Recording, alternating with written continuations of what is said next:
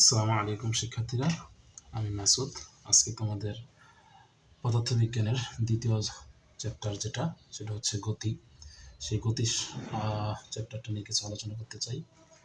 প্রথমেই আমরা যেটা নিয়ে আলোচনা করব সেটা হচ্ছে থিওরি। তোমরা জানো গতি চ্যাপ্টারে আমি জানি তোমরা অলরেডি পড়ে ফেলেছ, তবে আমার পক্ষ থেকে কিছু সামান্য প্রয়াস। সেটা হচ্ছে আমরা গতি সম্পর্কিত প্রথমে থিওরিগুলো জানবো। এরপরে তোমরা যদি প্রিভিয়াস প্রশ্নগুলো অ্যানালাইসিস করো তাহলে তুমি অবশ্যই দেখবা যে গতি চ্যাপ্টার থেকে সবচেয়ে গুরুত্বপূর্ণ যে বিষয়গুলো সেগুলো হচ্ছে এই চ্যাপ্টার থেকে প্রচুর ম্যাথ থাকে। অর্থাৎ গ এবং ঘ এই দুইটাই কিন্তু ম্যাথ থাকে, এবং ক খতে তো আমরা জানি জ্ঞানমূলক এবং অনুধাবনমূলক প্রশ্ন আমাদের উত্তর দিতে হয়। তো চলো প্রথমে আজকে আমরা এই চ্যাপ্টারের থিওরিগুলো জানবো এবং নেক্সট ভিডিওতে আমরা গাণিতিক সমস্যা সমাধান করবো ইনশাআল্লাহ তাআলা। তো প্রথমে আমরা গতি চ্যাপ্টারের কি কি টপিক আমাদের পড়তে হবে। তোমরা জানো এই চ্যাপ্টারটি পদার্থবিজ্ঞানের খুবই গুরুত্বপূর্ণ একটা চ্যাপ্টার। তোমাদের এসএসসি কোশ্চেন যদি তোমরা অ্যানালাইসিস করো, প্রতি বছর কিন্তু এখান থেকে একটা বা দুইটা কোশ্চেন থাকবেই। অর্থাৎ এই চ্যাপ্টারটা খুবই গুরুত্বপূর্ণ, আমাদের খুবই ভালোভাবে এই চ্যাপ্টারটা বুঝতে হবে। এবং এই চ্যাপ্টারটা যদি আমরা না বুঝতে পারি, পরবর্তী যে সকল চ্যাপ্টারগুলো তোমরা জানো যে বল, এই চ্যাপ্টারগুলো কিন্তু আমরা বুঝতে পারবো না। সুতরাং এই চ্যাপ্টারটা খুবই গুরুত্বপূর্ণ। এই চ্যাপ্টারের থিওরিগুলো ভালোভাবে বুঝতে হবে। কেন থিওরিগুলো খুব ভালোভাবে বুঝতে হবে? কারণ হচ্ছে এই চ্যাপ্টার থেকে কিছু ক্রিটিক্যাল কোশ্চেন দেয়, যেটা থিওরি যদি তুমি না বোঝো তাহলে শুধু ফর্মুলা মুখস্থ করে কিন্তু এগুলো পারবা না। আবার বলে নিচ্ছি, তাই থিওরিটা খুব ভালো করে বুঝতে হবে। তো চলো আমরা এই চ্যাপ্টারে, তোমরা জানো, তোমরা অলরেডি পড়ে ফেলেছো হয়তো। দেখো আমরা কি কি টপিক পড়বো। সেটা হচ্ছে স্থিতি ও গতি। আমরা স্থিতি এবং গতি সম্পর্কে জানবো। এরপর গতি, যেহেতু বিভিন্ন প্রকার গতি সম্পর্কে জানবো। এবং এরপরে আমরা জানবো স্কেলার ও ভেক্টর রাশি সম্পর্কে। তোমরা জানো এসএসসি পরীক্ষায় স্কেলার ও ভেক্টর রাশি দিয়ে কয়েকটা উদাহরণ দিতে চাই, অর্থাৎ এমসিকিউতে আসতেই পারে কোনটা ভেক্টর রাশি কোনটা স্কেলার রাশি। তো এটা আমাদের খুব ভালো করে বুঝতে হবে, এটা এমসিকিউতে খুব ইম্পর্টেন্ট। এরপর আমরা জানবো দূরত্ব এবং সরণ, এবং তারপরে আমাদের আছে হচ্ছে দ্রুতি ও বেগ। দ্রুতি এবং বেগ থেকে খুবই গুরুত্বপূর্ণ এই দুটা টপিক। এরপর আমরা যাব হচ্ছে ত্বরণ ও মন্দন, যেটা খুবই কাছাকাছি দুটা জিনিস। তারপর আমরা জানবো গতির সমীকরণ, যেটা খুবই গুরুত্বপূর্ণ এই চ্যাপ্টারের ম্যাথ করার জন্য, গতির সমীকরণ।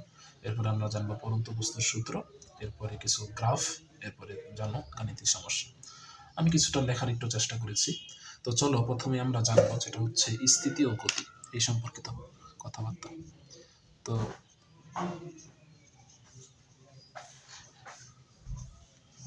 স্থিতি ও গতি, আসলে এই পৃথিবীতে কোনো কিছু স্থির নয়, এটা তোমরা জানো। যে আমরা জানি আইনস্টাইনের যে আপেক্ষিক তত্ত্ব অনুসারে এই পৃথিবীতে কোনো কিছু স্থির নয়, সব কিছু একটি চলমান অবস্থা। বাট আমরা যদি নিউটনিয়ান বলবিদ্যা সম্পর্কে একটু ধারণা রাখি, আমরা এখন নিউটনিয়ান বলবিদ্যা নিয়ে পড়াশোনা করতেছি অবশ্য। তো স্থিতি যদি আমরা বুঝতে চাই, তো অবশ্যই আমাদের একটা রেফারেন্স পয়েন্ট চিন্তা করতে হবে। অর্থাৎ একটা রেফারেন্স পয়েন্ট বা প্রসঙ্গ কাঠামো মতে চিন্তা করতে হবে। যদি আমরা এই পৃথিবী থেকে চিন্তা করি, এই পৃথিবী থেকে কিন্তু যদি তাকাই তাহলে দেখবো আমরা সূর্য আবার মুভমেন্ট করতেছে। বাট সূর্য থেকে যদি আবার তাকাই দেখবো পৃথিবী মুভমেন্ট করতেছে। পৃথিবী মুভমেন্ট করতেছে মানে আমরাও মুভমেন্ট করতেছি, রাইট? তো সেই ক্ষেত্রে কোনো কিছুই আসলে স্থির নয়। তবে আমরা যদি পৃথিবীর কোনো একটা বিন্দুকে প্রসঙ্গ কাঠামো ধরে ওইটাকে স্থির ধরে নিই, ফর এক্সাম্পল এই বস্তুটাকে আমরা যদি স্থির ধরে নিই, তাহলে এইটার অবস্থানের সাথে এইটার প্রেক্ষিতে যদি কোনো বস্তুর অবস্থানের পরিবর্তন এদিকে হয় বা এদিকে হয়, কোনো একটা দিকে হয়, তাহলে আমরা সেটা বলবো সেটার পরিবর্তন হয়েছে, গতির পরিবর্তন হয়েছে বা অবস্থানের পরিবর্তন হয়েছে, সরি। তাহলে অবস্থানের পরিবর্তন হলে সেটাকে আমরা বলবো গতি। আর কোনো বস্তুর যদি এরকম বি অবস্থানই থেকে যায় তাহলে সেটাকে আমরা বলবো স্থিতি। তো এখানে মূল ইম্পর্টেন্ট যে বিষয়টা সেটা হচ্ছে এখানে একটা প্রসঙ্গ কাঠামো ধরা, যে প্রসঙ্গ কাঠামোর প্রেক্ষিতে বা এই প্রসঙ্গ কাঠামোর আর ভিত্তিতে যদি কোনো বস্তুর অবস্থানের পরিবর্তন হয় সেটাকে আমরা বলতেছি গতি, এবং যদি অবস্থানের পরিবর্তন না হয় তাহলে আমরা বলতেছি স্থিতি। আচ্ছা, এই দুইটা টপিক তুমি জানোই, এটা খুবই ইজি একটা বিষয়। এখন আমরা জানবো যে গতি, তো আমরা বললাম যে কোনো একটা প্রসঙ্গ কাঠামো বা কোনো একটা বিন্দুর সাপেক্ষে কোনো বস্তুর অবস্থানের পরিবর্তন হবে। আচ্ছা, তাহলে এই পরিবর্তনটা বিভিন্নভাবে হতে পারে। এই জন্য এই পরিবর্তনের উপর ভিত্তি করে বিভিন্ন প্রকার গতিও কিন্তু আমাদের আছে। তোমরা জানো তোমাদের বইয়ে কতগুলো গতির উদাহরণ দেওয়া আছে, আর অনেক গতি আছে। আমরা কয়েকটা গতির উদাহরণ আমরা জানবো। সেটা হচ্ছে প্রথমে যেটা জানবো সেটা হচ্ছে সরল রৈখিক গতি। সরল রৈখিক গতি। এরপরে আমরা জানবো হচ্ছে চলন গতি। তোমাদের বই অবশ্যই নিশ্চয়ই এগুলো লেখা আছে, তোমরা একটু রিডিং করলে দেখতে পারবা। এরপরে আমাদের আছে হচ্ছে ঘূর্ণন গতি। এরপরে আমাদের আছে খুবই ইম্পর্টেন্ট, এটা দিয়ে খুবই এমসিকিউ আসে এবং এখান থেকে জ্ঞানমূলক প্রশ্ন আছে এটার সংজ্ঞা দিয়ে, সেটা হচ্ছে পর্যায়বৃত্ত গতি। এরপরে আমরা এটাও খুব ইম্পর্টেন্ট, সেটা হচ্ছে সরল স্পন্দন গতি বা সিম্পল হারমোনিক মোশন। এটা নিয়ে তোমরা ভবিষ্যতে আরো বেশি আলোচনা পড়বা, যে সরল স্পন্দন গতি, এটা নিয়ে একটা চ্যাপ্টার এইচএসসি তোমরা পড়বা। তো চলো আমরা সরল গতি এগুলো আমরা একটু জেনে নিই। সরল গতি, প্রথমে আমরা সরল গতি নিয়ে একটু আলোচনা করব। যদি কোনো বস্তুর গতি এমন হয় যে কোনো একটা অবস্থান থেকে সে একটি সরল রৈখিক ভাবে পড়ে যাচ্ছে, যেমন ধরো কোনো একটা উপর থেকে কোনো একটা ইসের মধ্যে লাইনের মধ্যে দিয়ে উপর থেকে যদি কোনো একটা বল ছেড়ে দেওয়া হয়, এটা যেমন মনে করো সরল ছোটা মানে সরলভাবে নিচের দিকে রৈখিকভাবে পড়ে যাবে, এটাই হচ্ছে সরল রৈখিক গতি। এটা খুব সোজা জিনিস, এটা তোমরা বললে বুঝতে পারবা। এরপরে আমরা যেটা যাব সেটা হচ্ছে চলন গতি। এটা তোমাদের বইয়ে একটা সুন্দর ফিগার দেওয়া আছে, আমি বলবো তোমরা ফিগারটা একটু তাকাও। চলন গতির চলন গতি মানে কি? চলন গতি মানে হচ্ছে কোনো একটা বস্তু, ধরো একটা এরোপ্লেনই ধরো, কোনো একটা বস্তু, একটা এরোপ্লেনের কথাই ধরো, রাখাটা খুবই বাজে হয়েছে আমি জানি। তো কোনো একটা এরোপ্লেনের কথাই ধরো, তো সেই এরোপ্লেনের কিন্তু অনেকগুলো বিন্দু আছে, তাই না? একটা এরোপ্লেনে অনেকগুলো বিন্দু আছে, কোটি কোটি বিন্দু আছে। যদি এমন হয় যে এটার প্রত্যেকটা বিন্দুর গতি একই দিকে হচ্ছে এবং একই সময়ে হচ্ছে তোমার অবস্থানের পরিবর্তন করছে, তাহলে সেটাকে আমরা বলবো চলন গতি। তোমাদের বইয়ে একটা উদাহরণ দেওয়া আছে, দেখবা এরকম বাঁকা করে এরকম চলে গেল। আবার আরেকটা উদাহরণ দেওয়া আছে, যখন এখানে থাকলো একটু পরে এখানে চলে এলো, এখানে চলে গেল, এখানে চলে গেল। তাহলে লক্ষ্য করো, এখানে যদি আমরা এটাকে এরোপ্লেন ধরি, প্রথমে যদি এই বিন্দুটার বলি, এই বিন্দুটা কিন্তু তখন এখানে ছিল। আমি একটু সুন্দর করে একটু আঁকিয়ে দেখাই তোমাদের। এটা খুব ইম্পর্টেন্ট একটা জিনিস, সেটা হচ্ছে ধরো প্রথমে এটা এরোপ্লেনটা এরকম ছিল, পরের বার এরোপ্লেনটা এরকম হয়ে গেল, পরের বার এরোপ্লেনটা মনে করো এরকম হয়ে গেল। তার মানে এখানে এরোপ্লেনের প্রত্যেকটা যে বিন্দু, এই প্রত্যেকটা বিন্দুর অবস্থান ধরলাম একই সময় পরিবর্তন হয়েছে, এখানে এসে একই সময় অবস্থান পরিবর্তন, কিন্তু এখানের বিন্দুর ডিরেকশন, এই বিন্দুটার ডিরেকশন এদিকে যদি হয়, এই বিন্দুটার ডিরেকশন কিন্তু আরেকটু উপরের দিকে, এই বিন্দুর ডিরেকশন যদি এরকম হয়, এই বিন্দুর ডিরেকশন কিন্তু আরেকটু উপরের দিকে। তার মানে এটা কিন্তু চলন গতির উদাহরণ হতে পারে না। কিন্তু যদি এইটাকে তুমি এরোপ্লেন ধরো বা বিমান ধরো, এখানে কিন্তু প্রত্যেকটা বিন্দু কিন্তু আমাদের একই সময়ে যেরকম অবস্থানের পরিবর্তন করেছে এবং প্রত্যেকটা ডিরেকশন কিন্তু একই দিকে, দেখো ডিরেকশন কিন্তু একই দিকে। সেই ক্ষেত্রে আমরা যেটা বলতে পারি এটা হচ্ছে চলন গতির উদাহরণ। যদি এরকম ভাবে কোনো বস্তু চলতে পারে সেটা হবে চলন গতির উদাহরণ। এরপর আমরা যেটা জানবো সেটা হচ্ছে খুবই ইম্পর্টেন্ট, সেটা হচ্ছে ঘূর্ণন গতি। তো ঘূর্ণন গতি এটার সংজ্ঞা আসে মাঝে মাঝে, ঘূর্ণন গতির সংজ্ঞা সেটা হচ্ছে কোনো বস্তুর গতি যদি এমন হয় সে একটা নির্দিষ্ট পয়েন্টকে কেন্দ্র করে এরকম ঘুরতেছে, একটা নির্দিষ্ট পয়েন্টকে আমরা সংজ্ঞা এইভাবে বলতে পারি যে ঘূর্ণন গতি হচ্ছে কোনো বস্তুর গতি যদি এমন হয় যে এটি কোনো একটা নির্দিষ্ট পয়েন্টকে কেন্দ্র করে সমান দূরত্ব রেখে সব সময় এটা খুব ইম্পর্টেন্ট কথা। তাহলে এখানে দুইটা কথা বললাম, একটা নির্দিষ্ট বিন্দুকে কেন্দ্র করে এবং সমান দূরত্ব, অর্থাৎ এই দূরত্বগুলো সবসময় সেম থাকা লাগবে, সমান দূরত্ব থেকে অতিক্রম করতেছে। তাহলে দুইটা কথা বললাম, একটা নির্দিষ্ট বিন্দু থাকতে হবে এবং এটার চারদিকে ঘুরতে হবে সমান দূরত্ব রেখে, তাহলে সেটাকে আবার বলবো হচ্ছে ঘূর্ণন গতি। তাহলে বলো তো শিক্ষার্থীরা, তোমাদের ঘূর্ণন গতির উদাহরণ কি কি হতে পারে সেটা তোমরা অবশ্যই এখন গেস করে ফেলতে পারছো। সেটা হচ্ছে আমাদের ফ্যানের বৈদ্যুতিক যে ফ্যান বা পাখার গতি, ফ্যানের গতি তোমরা জানো এটা। এরপর সূর্য আমরা জানি, খুবই আমেজিং একটা বিষয়, সূর্য আমাদের চারপাশে যে ঘোরে, সূর্যের গতি, সূর্য আমাদের চারপাশে না, আসলে এটা সূর্য নিজ কক্ষপথেই ঘোরে, আমরা আমাদের পৃথিবী আমাদের কক্ষপথে ঘোরে। বাট আমরা যদি এমনি চিন্তা করি যে সূর্য যেমন পৃথিবীর চারপাশে ঘোরে, সেটা হচ্ছে একটা ঘূর্ণন গতির উদাহরণ। ঠিক আছে, আচ্ছা এখন লক্ষ্য করো, আমরা আরেকটা ইম্পর্টেন্ট, এখান থেকে তোমাদের যেটা ইম্পর্টেন্ট সেটা হচ্ছে ঘূর্ণন গতির উদাহরণটা মনে রাখা। ঠিক আছে, এটা খুব ইম্পর্টেন্ট এবং বুঝে মনে রাখা। বুঝে মনে রাখলে কিন্তু অনেক দিন মনে থাকবে। আর যদি তুমি মুখস্থ করে রাখো এটা কিন্তু অবশ্যই কিছুদিন পরে তুমি ভুলে যাবে। তোমার ব্রেন যতই শার্প হোক না কেন তুমি ভুলে যাবে, এটাই স্বাভাবিক। তবে বুঝে তোমার মনে রাখলে অনেক দিন মনে রাখা যাবে। আচ্ছা, পরের যে আমরা যাব সেটা হচ্ছে পর্যায়বৃত্ত গতি, যেটা আমি বলছিলাম খুবই ইম্পর্টেন্ট। এটা থেকে সংজ্ঞা আসে এবং এটা থেকে কিন্তু এমসিকিউতে উদাহরণ থাকে। পর্যায়বৃত্ত গতি সম্পর্কে একটু আলোচনা করব। তো পর্যায়বৃত্ত গতি মানে কি? পর্যায়বৃত্ত গতি হচ্ছে, এখানে 4টা বিষয় আছে, অর্থাৎ 4টা বিষয় মনে রাখলে তুমি সংখ্যাটা মনে রাখতে পারবা, পর্যাবৃত্ত গতিটা মনে রাখতে পারবা। আচ্ছা, তাহলে পর্যাবৃত্ত গতি হচ্ছে এমন গতি, যদি আমরা এভাবে বলতে পারি, কোনো বস্তুর গতি যদি এমন হয় যে এটা নির্দিষ্ট সময় পরপর নির্দিষ্ট দিক দিয়ে, কি বললাম, নির্দিষ্ট সময় পরপর নির্দিষ্ট দিক দিয়ে একটি নির্দিষ্ট পয়েন্টকে অতিক্রম করে একইভাবে। তাহলে 4টা পয়েন্ট বললাম। নির্দিষ্ট সময় পরপর, নির্দিষ্ট সময় মানে ধরো এইভাবে ঘুরলো, সরি,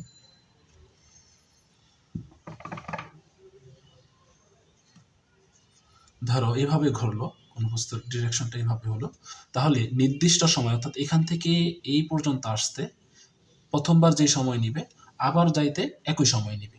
এই যে যে সময়টা নিল, আমি বলতেছি নির্দিষ্ট সময় পর, এই নির্দিষ্ট সময়টাকে বলা হয় পর্যায়কাল। তোমরা নিশ্চয়ই একটু পড়বা বইটা, তাহলে কিন্তু বুঝতে পারবে পর্যায়কাল। এবং এই একটা নির্দিষ্ট সময় পর পর একটা নির্দিষ্ট দিকে, দেখো প্রত্যেক সময় কিন্তু এই বস্তুটার ডিরেকশন এদিকে ছিল, এভাবে কিন্তু ঘুরতেছে, অর্থাৎ ক্লকওয়াইজ ঘুরতেছে।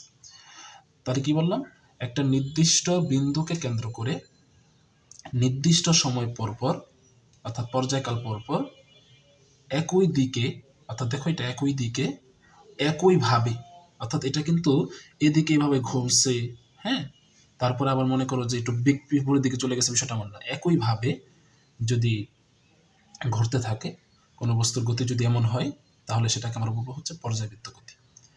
তাহলে পর্যায়বৃত্ত গতির এটা কিন্তু ঘোরা না, শুধু এর গতি যদি এরকম হয় সেটা কিন্তু পর্যায়বৃত্ত গতি হবে। তাহলে পর্যাবৃত্ত গতির উদাহরণ কি হতে পারে?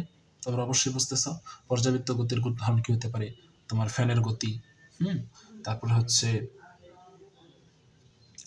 আরো গতির উদাহরণ তোমরা জানবো, যে ফ্যানের গতি, তারপরে হচ্ছে এটা কিন্তু, তাহলে ঘূর্ণন গতি এবং পর্যাবৃত্ত গতি তোমরা কিন্তু একই মনে করতে পারো। আমি একটু পার্থক্য করে দিই, সেটা হচ্ছে যদি এমন হয় যে ফ্যানের গতিটা যদি তুমি মনে করো মাঝখান দিয়ে এরকম করো, একটু স্লো করে দাও, তারপর আবার এখানে বাড়ায় দাও, এখানে যদি আবার একটু স্লো করো, এখানে বাড়ায় দাও, তাহলে কিন্তু এটা ঘূর্ণন গতি হবে শুধু। এটা কিন্তু পর্যাবৃত্ত গতি হইতে পারবে না, কারণ পর্যাবৃত্ত হইতে হইলে অবশ্যই নির্দিষ্ট সময় পর পর হইতে হবে। বুঝতে পারছো? তাহলে পর্যাবৃত্ত গতির উদাহরণ যদি আমরা দিতে চাই, খুবই ইম্পর্টেন্ট, এটা খুবই ইম্পর্টেন্ট। পর্যাবৃত্ত গতির উদাহরণ হিসেবে আমরা ফ্যানের পাখা ধরতে পারি, কারণ হচ্ছে ওইটা আমি কিন্তু স্পেশাল সার্কামস্টেন্সেস বলছি, যে যদি একটু সময় ঘুরাই, কম ভ্যালোসিটি দিতে পারো, একটু পরে বাড়াই দিতে পারো, এটা কিন্তু স্পেশাল বলছি। বাট ফ্যানের কিন্তু আমাদের নর্মালি এরকম হয় না, তাই না? তো যাই হোক, এটা হচ্ছে ফ্যানের পাখার গতি হতে পারে। হ্যাঁ, তারপরে হচ্ছে তো আমাদের যে হৃৎপিণ্ডের গতি, ঠিক আছে, হৃৎপিণ্ডটা কিন্তু আমরা জানি 0.8 সেকেন্ড পর পর একটা কার্ডিয়াক সাইকেল কমপ্লিট করে। তোমরা বায়োলজি বললে এটা বুঝতে পারবা। সেটা হচ্ছে 0.8 সেকেন্ড পর পর, এটা হচ্ছে তার পর্যায়কাল। এত সেকেন্ড পর পর সেটা তার কার্ডিয়াক সাইকেল কমপ্লিট করে। তাহলে এটাও কিন্তু একটা পর্যাবৃত্ত গতির উদাহরণ। তাহলে মোট কথা, পর্যাবৃত্ত গতির উদাহরণ যদি আমরা বলি, ফ্যানের পাখার গতি, হৃৎপিণ্ডের গতি,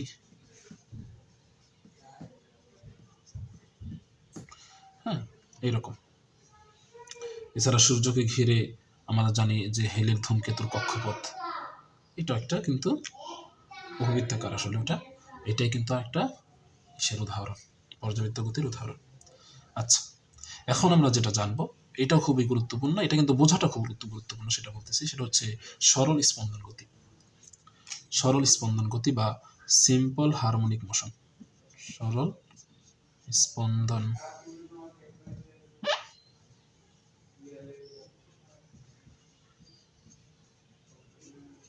বা সিম্পল হারমোনিক মোশন। আচ্ছা, দেখো এখানে যেটা, যদি এরকম বিষয়টা হচ্ছে, সরল স্পন্দন গতি হচ্ছে একটা স্পেশাল টাইপ অফ পর্যায়বৃত্ত গতি, অর্থাৎ আমরা এটাকে বলতে পারি স্পেশাল পর্যায়বৃত্ত গতি। অর্থাৎ সরল স্পন্দন গতি একটা হচ্ছে পর্যাবৃত্ত গতির উদাহরণ। তাহলে সরল স্পন্দন গতি হচ্ছে এরকম যে কোনো বস্তুর গতি যদি এরকম হয় যে এটা তার পর্যায়কালের, যেহেতু এটা পর্যাবৃত্ত গতি তাহলে পর্যায়কাল বিষয়টা এখানে আসবে, পর্যায়কালের অর্ধেক সময় একদিকে এবং বাকি অর্ধেক সময় বিপরীত দিকে অতিক্রান্ত করে। আবার বলতেছি, সরল স্পন্দন গতি হচ্ছে এমন গতি যেটা তার পর্যায়কালের অর্ধেক সময় একদিকে এবং বাকি সময় বিপরীত দিকে অতিক্রম করে, তাহলে সেটাকে আমরা বলবো হচ্ছে সরল স্পন্দন গতি। যেমন কি তোমরা অবশ্যই দোলনায় অনেকে দোল খাইছো, সেটা হচ্ছে যদি এরকম আমরা দোলটার এটাকে ধরে নিই তাহলে সেটা দেখো পর্যায়কালের এক সময় কিন্তু সে এদিকে যায়, আমরা জানি পর্যায়কালটা হচ্ছে পুরো টোটালটা ঘুরে আসলে হবে, তাহলে অর্ধেক সময় হচ্ছে এদিকে যায় এবং বাকি অর্ধেক সময় এদিকে যে এখানে আসে এবং বাকি অর্ধেক সময় এখানে গিয়ে আবার এখানে আসে। তাহলে এটা হচ্ছে একটি দোলনার যে গতি সেটা হচ্ছে কিন্তু একটা সরল স্পন্দন গতি।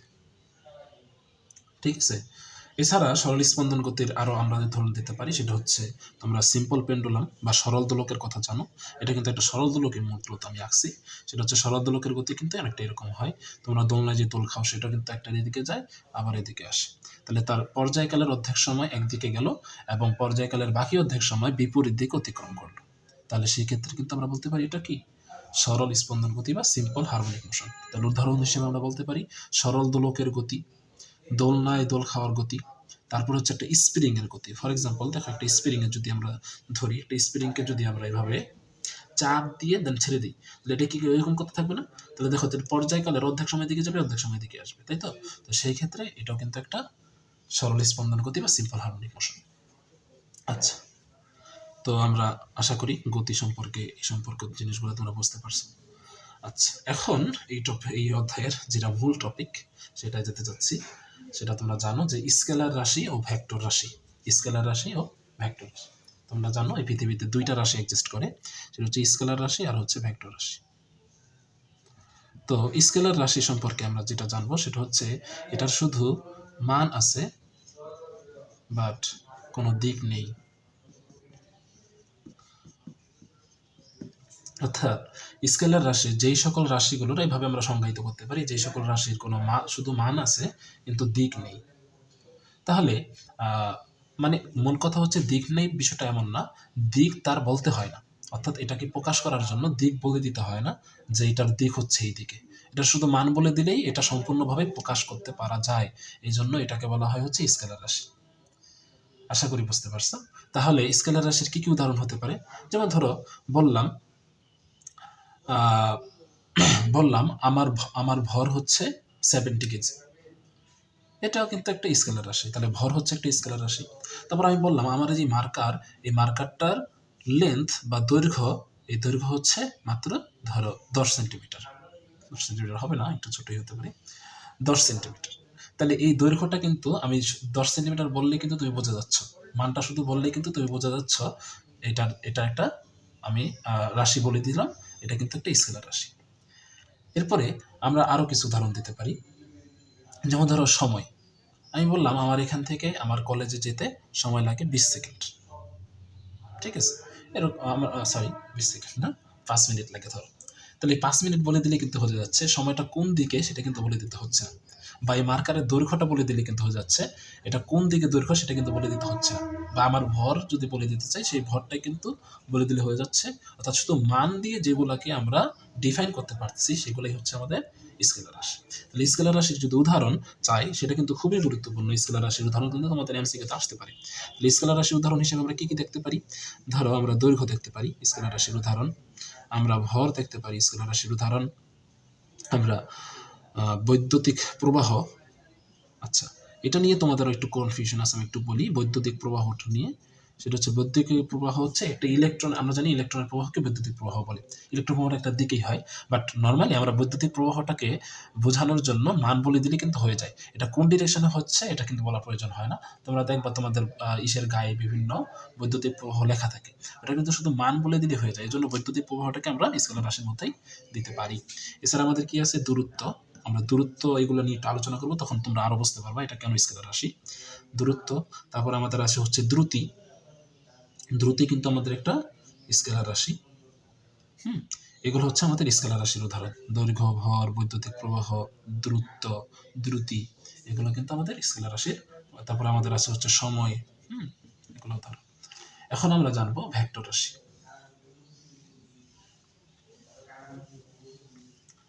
দেখো শিক্ষার্থীরা, ভেক্টর রাশি কিন্তু বোঝা খুবই ইম্পর্টেন্ট, কারণ তোমাদের এই পুরো চ্যাপ্টারের মধ্যে যে কটা রাশি নিয়ে আমরা আলোচনা করব, যেমন ধরো সরণ, বেগ, এগুলো সবই কিন্তু ভেক্টর রাশি। তাই ভেক্টর রাশি কিন্তু বোঝা খুবই ইম্পর্টেন্ট একটা জিনিস। তো ভেক্টর রাশিতে তোমরা বুঝতেই পারছো, আমরা একটু আগে স্কেলার রাশি পড়িয়েছি, যেখানে বলেছি যে স্কেলার রাশি শুধু মান থাকবে কিন্তু কোনো দিক থাকবে না।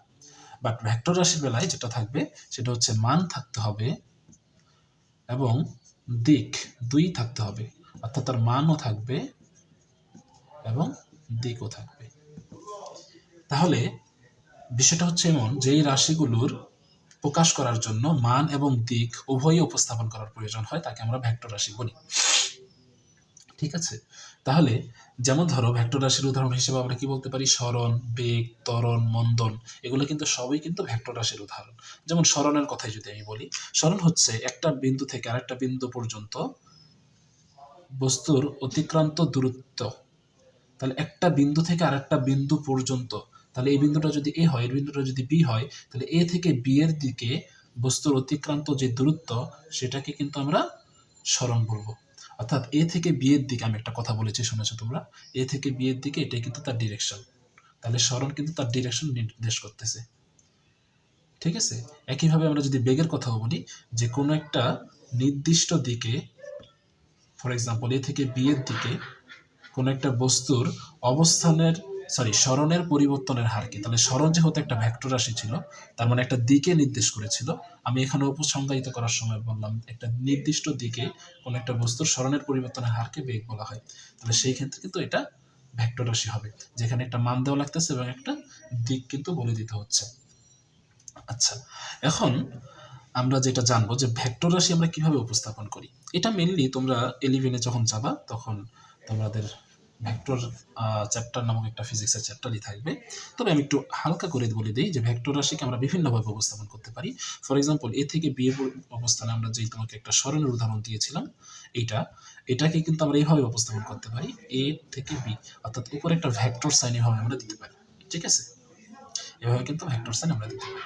তারপরে মনে করো এটাকে আমরা কি বলতেছি, সরণ, অর্থাৎ এটাকে আমরা এস দ্বারা প্রকাশ করি। ঠিক আছে, তো এটাকে সুন্দর করে কিন্তু আমরা মোটা দাগের এস দিকে বোঝাতে পারি, এটা হচ্ছে ভেক্টর রাশি। বা বেগ, বেগ যদি বোঝাতে চাই তাহলে বেগ কিন্তু এভাবে এভাবে দিলে হয়।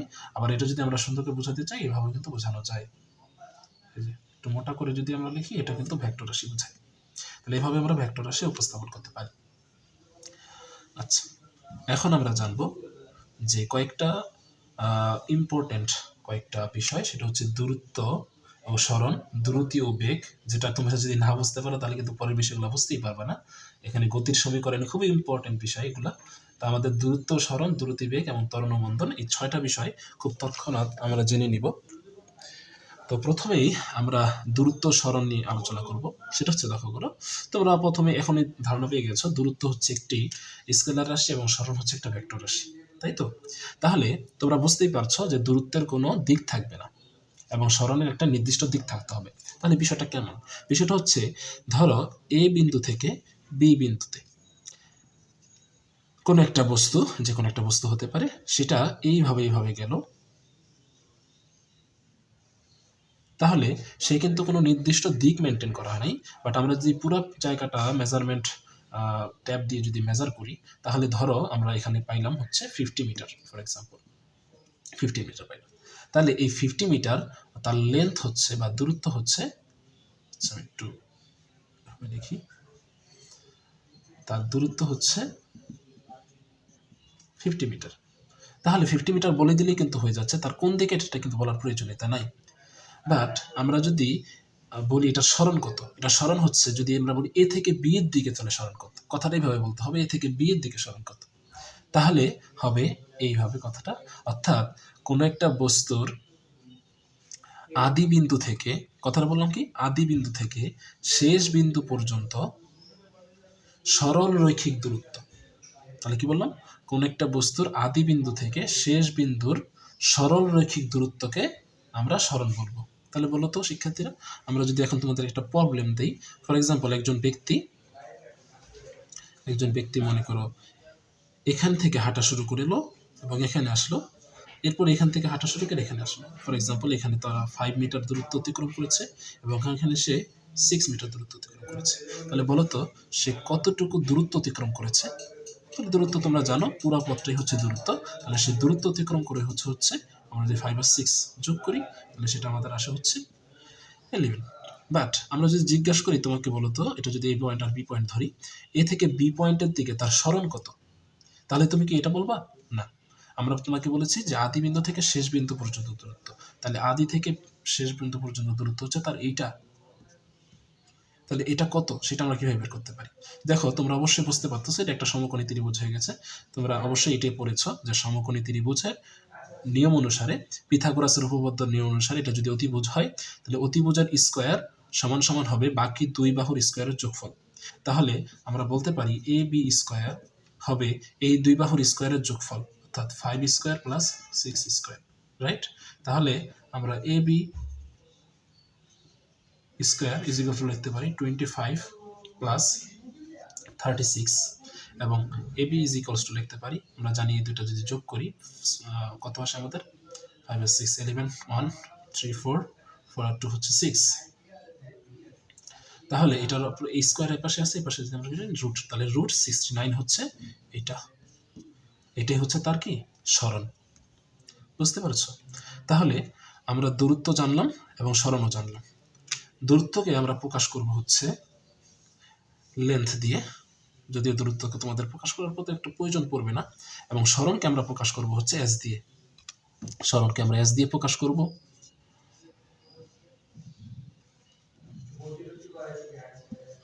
এখন আমরা জানবো যে সরণের মাত্রা কি এবং একক কি, অর্থাৎ সরণের মাত্রাটা কি।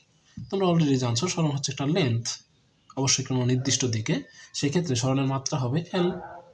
এবং সরণের একক তোমরা জানো এসআই ইউনিটে, একক কিন্তু মিটার। এটা কিন্তু খুব মনে রাখতে হবে, এটাকে আমরা শুধু এম দ্বারাই উপস্থাপন করব। তাহলে তোমাদের যদি সরণ কিলোমিটারে দেওয়া থাকে, তোমাদের বেগের মধ্যে দেখবো অনেক সময় কিলোমিটার পার আওয়ার দেওয়া থাকবে, তাহলে সেটা কিলোমিটারকে কিন্তু তোমরা মিটারে কনভার্ট করে নিবা, যেহেতু সরণের এসআই ইউনিটকে আমরা মিটারে ধরেছি, মিটার ধরা হয়। আচ্ছা, এখন আমরা জানবো দ্রুতি এবং বেগ, এই দুইটা বিষয়। তো দ্রুতি এবং বেগ জিনিসটা কি? ধরো এ অবস্থান থেকে বি অবস্থানে কোন একটা বস্তুর অতিক্রান্ত দূরত্ব হচ্ছে 15 মিটার, অতিক্রান্ত সরণ হচ্ছে 15 মিটার, এবং সে এই 15 মিটার অতিক্রম করেছে ফর এক্সাম্পল 5 সেকেন্ডে। তাহলে দেখো এই এ থেকে বি পর্যন্ত সে 5 সেকেন্ডে 15 মিটার গেছে। আমরা যদি জানতে চাই তাহলে 1 সেকেন্ডে কতটুকু গেল, আমরা কথাটাকে অনেকভাবে বলতে পারি 1 সেকেন্ড, একক সেকেন্ড বা ইউনিট টাইম। তাহলে কোনো একটা বস্তুর অবস্থানের পরিবর্তন বা সরণের দূরত্বের পরিবর্তন একক সেকেন্ডে কত, সেটাকে কিন্তু বস্তুর দ্রুতি বলা হয়। তাহলে দ্রুতি মানে হচ্ছে কোনো একটা বস্তুর একক সময়ে দূরত্বের পরিবর্তনের হারকে, কি বললাম, একক সময়ে কোনো বস্তুর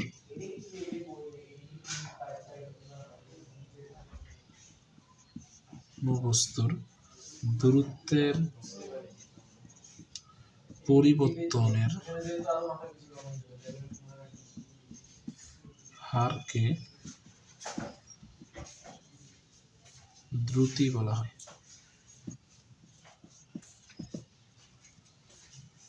তাহলে এটার দ্রুতি কত হবে? দেখো দ্রুতি হবে হচ্ছে, আমরা জানি ডিস্টেন্সকে আমরা যদি ডি দ্বারা উপস্থাপন করি এবং সময়টাকে আমরা টি দ্বারা যদি উপস্থাপন করি, তাহলে আমাদের আসতেছে হচ্ছে 5 মিটার পার 5 সেকেন্ড। তাই আমাদের আসতেছে কত? সেটা হচ্ছে 3 মিটার পার সেকেন্ড। তাহলে এটা কিন্তু দ্রুতি তার। আমি কিন্তু এখানে একটা জিনিস উল্লেখ করেছি, সেটা হচ্ছে দূরত্বের পরিবর্তনের হারকে। তাই এটা কিন্তু অবশ্যই কোনো দিক নির্দেশ করে নাই, এটা যে কোনো দিকে হতে পারে, এ থেকে বি এর দিকে যে কোনো দিকে হতে পারে। এ থেকে বি এর দিকে, সরি, এ থেকে বি বা বি থেকে এ হতে পারে, অর্থাৎ এটা যে কোনো দূরত্ব যে কোনো দিকে হতে পারে, এটার কিন্তু কোনো দিক নেই, সে কিন্তু এটা স্কেলার রাশি। তাহলে এটা হচ্ছে দ্রুতি। এখন আমরা জানবো তাহলে বেগটা কি। বেগটার জন্য যেটা ইম্পর্টেন্ট মাস্ট, সেটা হচ্ছে এটার একটা দিক থাকতেই হবে, অর্থাৎ এ থেকে বি বলতেই হবে। যদিও তোমাদের দিকটা এখন বের করতে বলতে হবে না, তোমরা যারা শুধু মান বের করবা, দিকটা তোমরা বের করবা পুরো ক্লাসে উঠে। তবে এখানে আমরা যেটা জানবো সেটা হচ্ছে শুধুমাত্র এটার মানটা বের করা, এবং বেগটা কিন্তু অবশ্যই একটা নির্দিষ্ট দিকে এটা বলে নিতে হবে, কথাটা একটু এরকম। তাহলে আমি আবার বলছি, আমরা এখানে জাস্ট একটু আমরা এগুলোর সাথে একটু পরিচয় হচ্ছে, আমরা মেন পড়া এখানে পড়বো এবং এখানে আমরা কিছু গাণিতিক সমস্যার সমাধান করব। আচ্ছা, তাহলে এ থেকে বি এর দিকে যদি কোনো একটা বস্তুর 15 মিটার অতিক্রান্ত সরণ হয় এবং সেটা যদি 5 সেকেন্ডে যায়, তাহলে তার বেগ কত? সংজ্ঞাটা অনেকটা একই রকম হবে যে একক সময়ে বস্তুর সরণের, কিসের সরণের, যেহেতু এ থেকে বি এর দিকে একটা ডিরেকশন বলেছি, সরণের পরিবর্তনের হারকে, একক সময় মানে কত? 1 সেকেন্ড, ঠিক আছে? তাহলে একক সময়ে কোনো বস্তুর অতিক্রান্ত সরণের হারকে বা সরণ পরিবর্তনের হারকে বেগ বলে।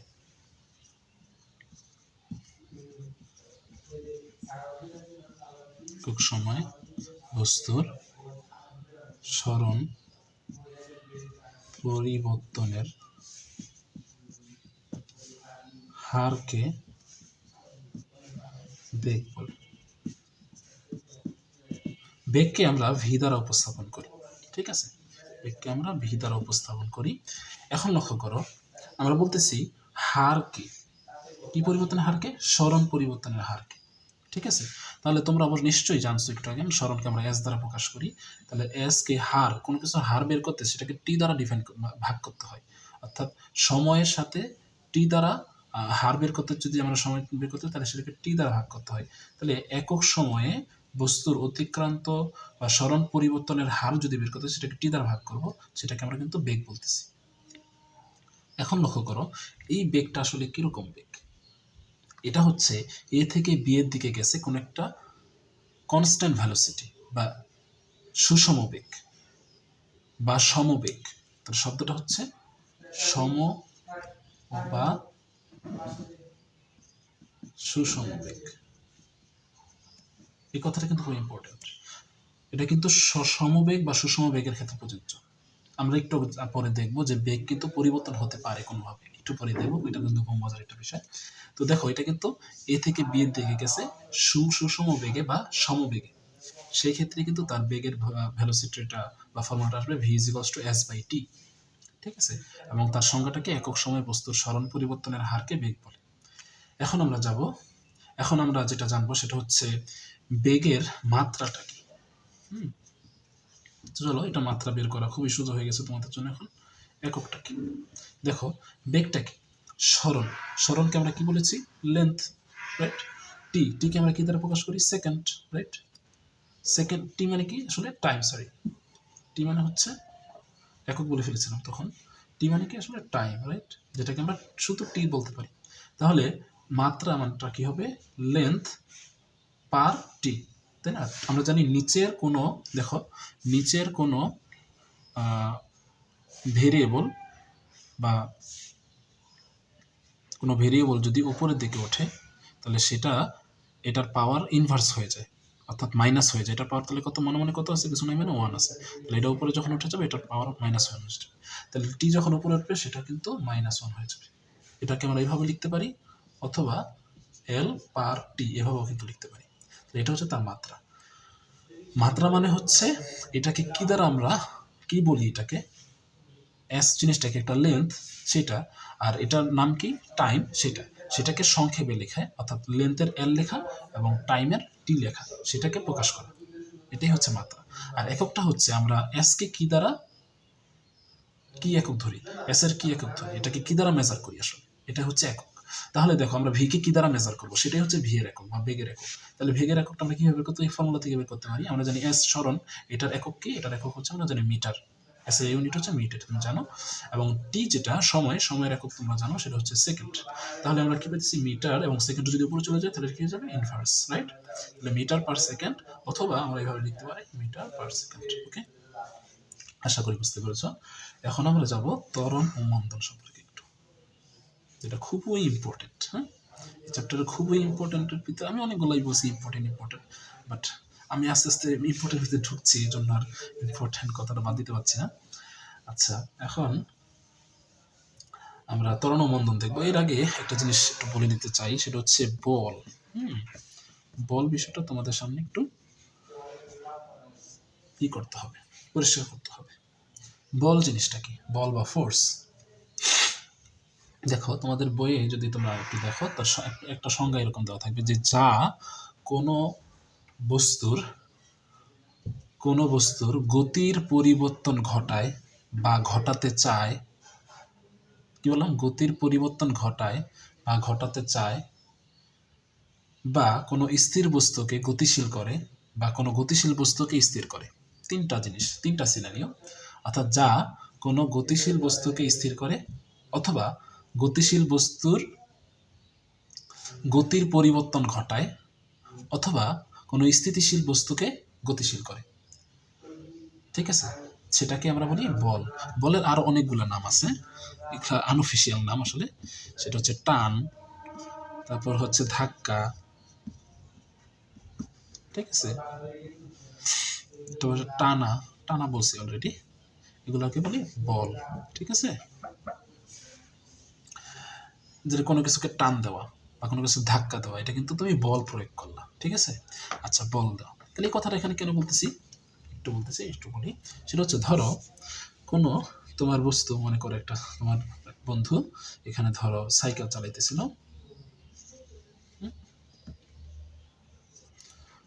আমার আঁকা খুবই বাজে, এটা নিয়ে মন খারাপ করবো না। সেটা হচ্ছে, ধরো তোমার একটা বন্ধু এখানে সাইকেল চালাইতেছিল। ধরো সে 15 মিটার পার সেকেন্ডে সাইকেল চালাইতেছে। তুমি কি করলা, হঠাৎ করে গিয়ে তাকে এখানে ধরে দিলা টান। তাহলে তার বলো তো, বেগ কি আগের মতো থাকবে? বেগ কিন্তু আগের মতো থাকবে না, রাইট? বেগ কি হয়ে যাবে, আস্তে আস্তে কমে যাবে। যদি তুমি থামিয়ে ফেলো, তাহলে থামিয়ে ফেললেই, ধরো একটু টান দিয়ে ছেড়ে দিছো, ধরো এই বিষয়টা, তাহলে বেগ কিন্তু রিডিউসড হয়ে হয় ধরো এটা 10 মিটার পার সেকেন্ড হয়ে গেল।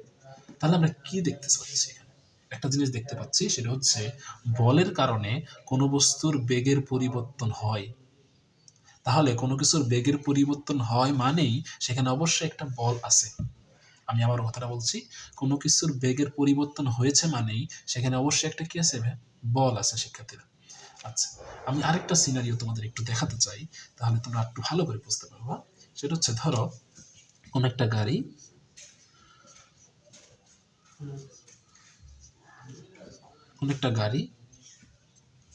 তোমরা জানো গাড়িগুলো রেস্ট থেকে চালানো হয়। কোন একটা গাড়ি 0 মিটার পার সেকেন্ড ছিল, অর্থাৎ স্থির অবস্থায় ছিল। এরপর 15 সেকেন্ড পর এই গাড়িটা বেগ পেল। কিভাবে বেগ পেতে পারে, অবশ্যই অ্যাক্সিলারেটরে চাপ দিতে হবে, তাই না? যেটাকে আমরা বলতেছি ত্বরণ করাইতে হবে। ত্বরণটা আমরা একটু পরেই বলবো, আমরা বলটা এই জন্যই বলছি মূলত। তো ধরো কোন একটা গাড়ি স্থির অবস্থান থেকে 15 সেকেন্ড পর এই গাড়ির বেগ ধরো হয়ে গেল 80 মিটার পার সেকেন্ড। তাহলে কিসের কারণে এই বস্তুর বেগের পরিবর্তনটা হলো? দেখো, আগে কিন্তু 0 মিটার পার সেকেন্ড ছিল, যেটাকে আমরা বলতেছি ইনিশিয়াল ভেলোসিটি। এর সাথে একটু তোমার একটু পরিচয় করে নিই। ইনিশিয়াল ভেলোসিটি বা আদি বেগ,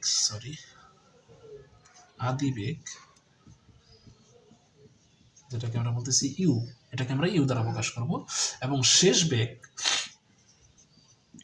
বেগকে আমরা বলতেছি হচ্ছে ভি।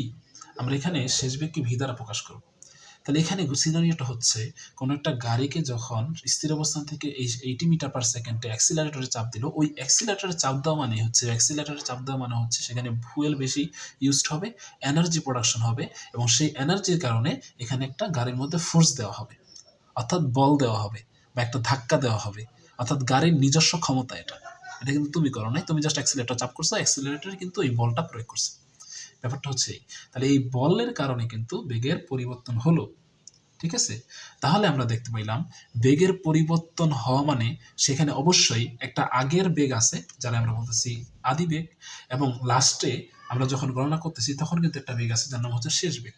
তাহলে সেখানে আমরা আদি বেগ বলতে একটা শব্দ পাবো, সেটা হচ্ছে ইউ দ্বারা আমরা প্রকাশ করব, এবং শেষ বেগ যেটাকে আমরা ভি দ্বারা প্রকাশ করব। ঠিক আছে, তাহলে এখানে এই কথাটা কেন বললাম? এখানে ওটা আসি ত্বরণের বিষয়টা আমাদের একটু বলবো। ত্বরণ মানে কি? ত্বরণ মানে হচ্ছে একক সময়ে বস্তুর বেগের পরিবর্তনের হার। তাহলে বেগের পরিবর্তন মানে সেখানে সেটা বল প্রয়োগ করে, বেগের পরিবর্তন মানে সেখানে অবশ্যই বল আছে, বল আছে মানে সেখানে বেগের পরিবর্তন হবে। তাহলে ত্বরণ মানে কি? ত্বরণ মানে হচ্ছে একক সময়ে বস্তুর বেগের পরিবর্তনের হার। ঠিক আছে, তাহলে এই যে পরিবর্তন যে হলো, সেই পরিবর্তনটা কতটুকু হলো সেটা মেজার করাকেই বলা হয়, সেটাকে বলা হয়, সেই মেজারমেন্টটাকেই বলা হয় হচ্ছে ত্বরণ। তো চলো আমরা সেটা একটু মেজার করে দেখি। আমরা তোমাকে অলরেডি একটা সিনারিও দিয়ে ফেলেছি, এই সিনারিও থেকে আমরা বলে দিচ্ছি এখানে কতটুকু ত্বরণ হলো। তোমরা অবশ্যই বুঝতে পারছো এখানে অ্যাক্সিলারেটর মানে হচ্ছে ত্বরণ হয়েছে। তাহলে এটা হচ্ছে তার হচ্ছে আদি বেগ, আর এটা হচ্ছে তার শেষ বেগ, এবং সময় সে কতটুকু নিচ্ছে 15 সেকেন্ড। তাহলে চলো আমরা একটু এটা বের করি, সেটা হচ্ছে ত্বরণটা বের করি। ত্বরণকে আমরা অ্যাক্সিলারেশন বলি, যেটাকে আমরা এ দ্বারা উপস্থাপন করব। তাহলে বুঝতে পারলা সেখানে একটা শেষ বেগ থাকবে। আমি বলছি কি একক সময়ে বস্তুর অতিক্রান্ত বস্তুর বেগের পরিবর্তনের হার। তাহলে বেগের পরিবর্তন বের করার জন্য কি করতে হয়? অবশ্যই শেষ বেগ থেকে আদি বেগটা মাইনাস করতে হবে। ধরো তোমার কাছে আগে ছিল 10 টাকা, এখন আছে 20 টাকা, তাহলে পরিবর্তন কত হয়েছে সেটা বের করবা কেমনে? 20 টাকা থেকে 10 টাকা বিয়োগ করবা। একইভাবে বেগের পরিবর্তন কতটুকু হয়েছে সেটা বের করার জন্য আমরা ভি থেকে ইউ মাইনাস করবো, এবং বেগের পরিবর্তনের হারকে, হার মানে কি সেটাকে আমরা টি দ্বারা ডিভাইড করবো, রাইট? তাহলে এ ইজ ইকুয়ালস টু হবে V minus U divided by T. খুবই ইম্পর্টেন্ট ফর্মুলা, যেটা তোমাদের প্রতিনিয়ত এটা প্রয়োজন হবে। প্রত্যেকটা চ্যাপ্টারে, প্রায় অধিকাংশ চ্যাপ্টারে এটা কিন্তু তোমাদের প্রয়োজন হবে। সেটা কি? অ্যাক্সিলারেশন এ বা ত্বরণ এ ইজ ইকুয়ালস টু হচ্ছে V minus U divided by T. তাহলে খুব ভালো করে বোঝো, এ মানে কি? এ মানে অবশ্যই সেখানে কিন্তু কোনো সুষম বেগের বিষয় নাই। আবারও বলতেছি, এ মানে এ যেখানে আছে সেখানে কিন্তু কোনো সুষম বেগের বিষয় নাই। সে এ মানে থাকা মানে কি সেখানে কোনো একটা বেগের পরিবর্তন হয়েছে, সেখানে একটা আদি বেগ আছে এবং একটা শেষ বেগ আছে। তাহলে যেখানে তোমাদের এ আছে সেখানে তোমাদের বুঝতে হবে সেখানে একটা শেষ বেগ আছে এবং সেখানে একটা আদি বেগ অবশ্যই আছে। যেহেতু এ কেন হয়? কারণ ফোর্সের মাধ্যমে হয়। ফোর্স মানে হচ্ছে বলের বেগের পরিবর্তন হতে পারে, এবং এই বেগের পরিবর্তন কতটুকু হয়েছে সেটাকে আমরা বলতে হচ্ছে ত্বরণ। আমরা সংজ্ঞাটাকে খুব সুন্দর করে বলতে পারি এভাবে, যে একক সময়ে বস্তুর বেগের পরিবর্তনের হারকে ত্বরণ বলে। বুঝতে পেরেছো শিক্ষার্থীরা? তো চলো আমরা একটু বের করি এই সিনারিও থেকে যে বেগের পরিবর্তন হার কতটুকু এখানে। সেটা হচ্ছে, যদি আমরা দেখি বেগের শেষ বেগ ছিল 80 এবং আদি বেগ ছিল আমাদের হচ্ছে 0, এবং আমাদের সময় ছিল হচ্ছে 15 সেকেন্ড। তো সেই ক্ষেত্রে আমরা এটা পাবো অনেকটা, অর্থাৎ 5 পয়েন্ট সামথিং কিছু একটা পাবো, 5 পয়েন্ট ধরো 6-7 কিছু একটা পাবো। এটা নিয়ে খুব ইম্পর্টেন্ট কিছু না। তো সেটা আমরা কত পাবো এখন? এটাকে আমরা কি দ্বারা প্রকাশ করব? তো চলো আমরা একটু মাত্রাটা জেনে নেই, এবং এখানে কিন্তু আমরা এককটাও জেনে নিই। তো চলো মাত্রাটা কি আসলে আমরা জানি। এখানকার ভি মাইনাস ইউ যেটা করলে সেটা কিন্তু বেগে বের হবে, বেগের থেকে বেগ মাইনাস করলে কিন্তু বেগেই হবে, তাই না? মনে করো 80 থেকে 0 বাদ দিচ্ছ, তাহলে কত থাকে? এই 80 মিটার পার সেকেন্ড, অর্থাৎ বেগই থাকবে। আমরা জানি বেগের মাত্রা হচ্ছে লেন্থ পার সেকেন্ড, বা এটাকে আমরা এভাবে লিখতে পারি এল টি ইনভার্স, আর আমরা জানি টি কে আমরা কি বলি? টাইম। ঠিক আছে, তাহলে এল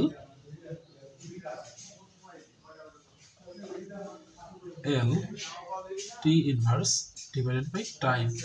তাহলে আমরা জানি এই নিচের ভেরিয়েবল যখন উপরে ওঠে তার এটা কি এটার যে 1 থাকে, অর্থাৎ তার যে পাওয়ার সেটা কি মাইনাস হয়ে যায়।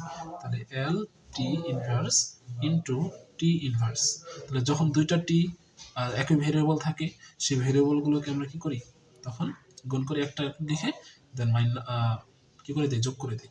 তাহলে কি হবে, এটা L T ইনভার্স 2, রাইট? আচ্ছা, এখন আমরা জানবো একক।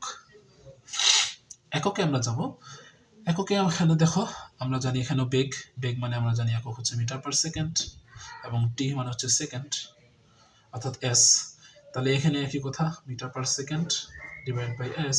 তো এই এস ওখানে গেলে কি হবে, আবার একই কথা, সেটা হচ্ছে এস ইনভার্স হবে। তাহলে আমরা কি পাবো, এম এস ইনভার্স 2, অর্থাৎ এখানে আমাদের এককটা হবে কত, 5.675 মিটার পার সেকেন্ড স্কোয়ার। এটাই হচ্ছে ত্বরণ।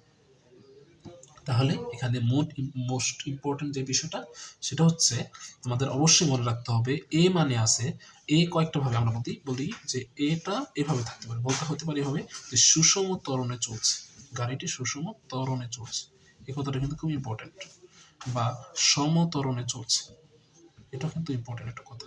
তাহলে এই কথাগুলো যদি আমরা দেখতে পাও, তাহলে বুঝতে পারবো এখানে এ আছে, আর এ আছে মানে সেখানে একটা ভি থাকবে, একটা ইউ থাকবে, অর্থাৎ আদি বেগ এবং একটা শেষ বেগ থাকবে। সেখান থেকে তোমরা এইভাবে কিন্তু বের করতে পারো, V minus U divide by T. যেখান থেকে আমরা জানলাম বেগে আদি ত্বরণের যে সূত্রটা, সেটা হচ্ছে V minus U divide by T. খুব ইম্পর্টেন্ট, এটা আমরা জানি। এখন আসি মন্দন বিষয়টা কি। আসলে মন্দন বিষয়টা হচ্ছে,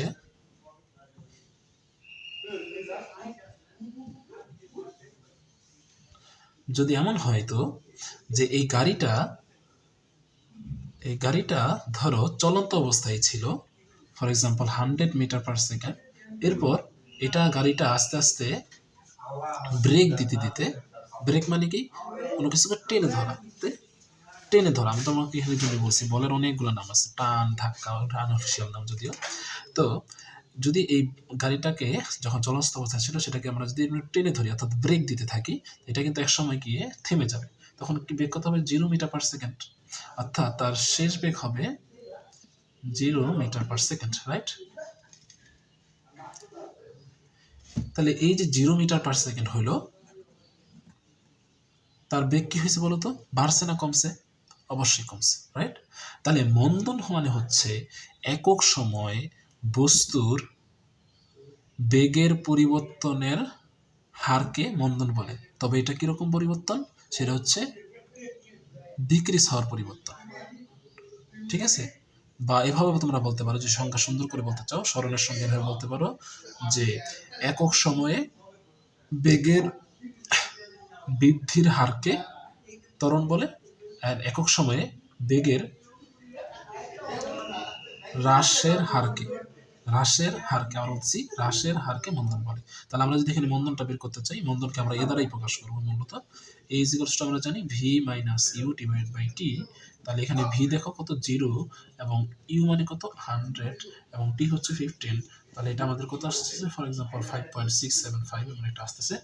এবং এখানে কিন্তু একটা মাইনাস থাকবে, দেখছো এখানে কিন্তু জিরো আছে, জিরো মানে কিছুই না, আসলে মাইনাস আছে, সেই মাইনাসটা কিন্তু এখানে চলে আসবে। তাহলে এই মাইনাস ইট ইন্ডিকেট এখানে হচ্ছে মন্দন হয়েছে, ঠিক আছে? এটা আর কিছুই না, এটা জাস্ট মন্দন বোঝানোর জন্য যে এখানে মন্দন হয়েছে, এই মাইনাসটা এটা ইন্ডিকেট করে, অর্থাৎ মিটার পার সেকেন্ড স্কয়ার। আশা করি বুঝতে পারছি। এখন আমরা আরেকটা বিষয়, একটা ট্রিক অবশ্য, একটা টিপস বলতে পারো, সেটা জানার চেষ্টা করবো। তোমরা অবশ্যই ওজন সম্পর্কে জানছো। ওজন জিনিসটা কি?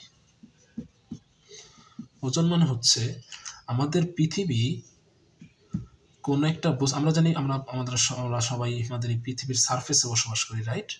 কোনো একটা, তোমরা যদি এই জন্য কোনো মার্কারকে যদি উপরের দিকে ফেলে দিই, এটা কিন্তু নিচের দিকে চলে আসতেছে, রাইট? তাহলে কোনো আমাদের পৃথিবীর কেন্দ্র সকল বস্তুকে নিচের কেন্দ্রের দিকে টানে। তাহলে ওজন জিনিসটাকে, ওজন হচ্ছে এক প্রকার বল, তাই না? যেহেতু ওজন মানে কি, টান মারা, তাই না? তাহলে আমাদের পৃথিবী তার কেন্দ্র দিয়ে কোনো বস্তুকে কত জোরে টানছে, সেটাই কিন্তু ওই বস্তুর ওজন। এবং এটা কিন্তু অবশ্যই একটা কি, ভেক্টর রাশি, কারণ দেখো এটা সবসময় তার ডিরেকশন কোন দিকে, কেন্দ্রের দিকে। এখানে যে থাকবে সেই ডিরেকশন এদিকে, সবার ডিরেকশন কি, কেন্দ্রের দিকে। তো সেই ক্ষেত্রে কিন্তু এটা একটা ভেক্টর রাশি। তাহলে কোন একটা বস্তুকে আমাদের পৃথিবী কত জোরে টানছে সেটাই তার ওজন। তাহলে ওজন আর বল কিন্তু একই জিনিস, ওজন কিন্তু একটা বল, ঠিক আছে। তাহলে আমরা যে বলি আমাদের ওজন হচ্ছে 60 কেজি 70 কেজি, এটা আসলে আমরা ভরের কথাটা বলি, আমরা কিন্তু ওজন বলি না। আমাদের ওজন কিন্তু গুণ করতে হবে। আমাদের ওজনটা যদি বের করতে চাই, ওজনের ফর্মুলা হচ্ছে ডব্লিউ বা weight is equals to mg। এটা কিভাবে আসছে এটা এখন আর ডিরাইভ না করি, এটা তোমরা আপাতত মনে রাখো। ডব্লিউ ইজ ইকালস টু হচ্ছে mg, m মানে হচ্ছে ভর, বস্তুর ভর, আর জি মানে হচ্ছে অভিকর্ষজ ত্বরণ। অভিকর্ষজ ত্বরণ যেটা কিন্তু একটা কনস্ট্যান্ট আমরা ধরে নেই, যদি অভিকর্ষজের মান পরিবর্তনশীল তবে আমরা কনস্ট্যান্ট ধরে নেই। সেটা কত ধরে নেই? সেটা হচ্ছে 9.8 মিটার পার সেকেন্ড স্কয়ার, ঠিক আছে। তাহলে এখানে আমরা দেখতেছি ডব্লিউ ইজ ইকুয়াল টু কত? mg। তাহলে এখান থেকে জি কিন্তু একটা ত্বরণ, আমরা বলতেছি জি কিন্তু একটা ত্বরণ, যেটা দেখানোর জন্য আমরা বলতেছি জি কিন্তু একটা ত্বরণ বা অভিকর্ষ ত্বরণ, সেটা কত? 9.8। এখান থেকে কিন্তু কোনো বস্তুর ভর আমরা ইজিলি বের করতে পারি। যদি তোমার বস্তুর ওজন দেওয়া থাকে, ধরো ওজন দেওয়া আছে 600 নিউটন, যেহেতু বল, ওজন একটা বল, তার একক কি হবে? অবশ্যই নিউটন হবে। আচ্ছা, অভিকর্ষ ত্বরণ আমরা ধরলাম, আর ভর যদি বের করি তাহলে আমরা এখান থেকে বের করতে পারি ভরটা m ইজ ইকুয়াল টু কি হবে? এই জি পাশে আসলে কি হবে? ডব্লিউর নিচে চলে আসবে, রাইট? তাহলে ডব্লিউ বাই জি বলতে পারি। তাহলে এইভাবে কিন্তু কোনো বস্তুর ওজন দেওয়া থাকলে সেখান থেকে সেই বস্তুর আমরা ভর বের করে নিতে পারি।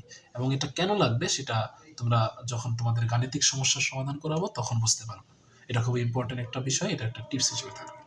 চলো এখন আমরা নেক্সট যাব যে গতির বিভিন্ন যে সমীকরণ, গতির আমরা জানি 3টা সমীকরণ আছে, অফিসিয়ালি 3টা সমীকরণ আছে। আমরা আরো কিছু সমীকরণ বানাতে পারবো যদিও, তবে আমরা 3টা সমীকরণ জানি যে গতির ফার্স্ট ল, সেকেন্ড ল এবং থার্ড ল।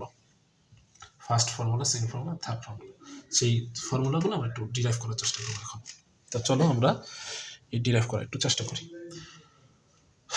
যেটা এই চ্যাপ্টারের খুবই ইম্পর্টেন্ট বিষয় এবং মোস্ট ইম্পর্টেন্ট বিষয়।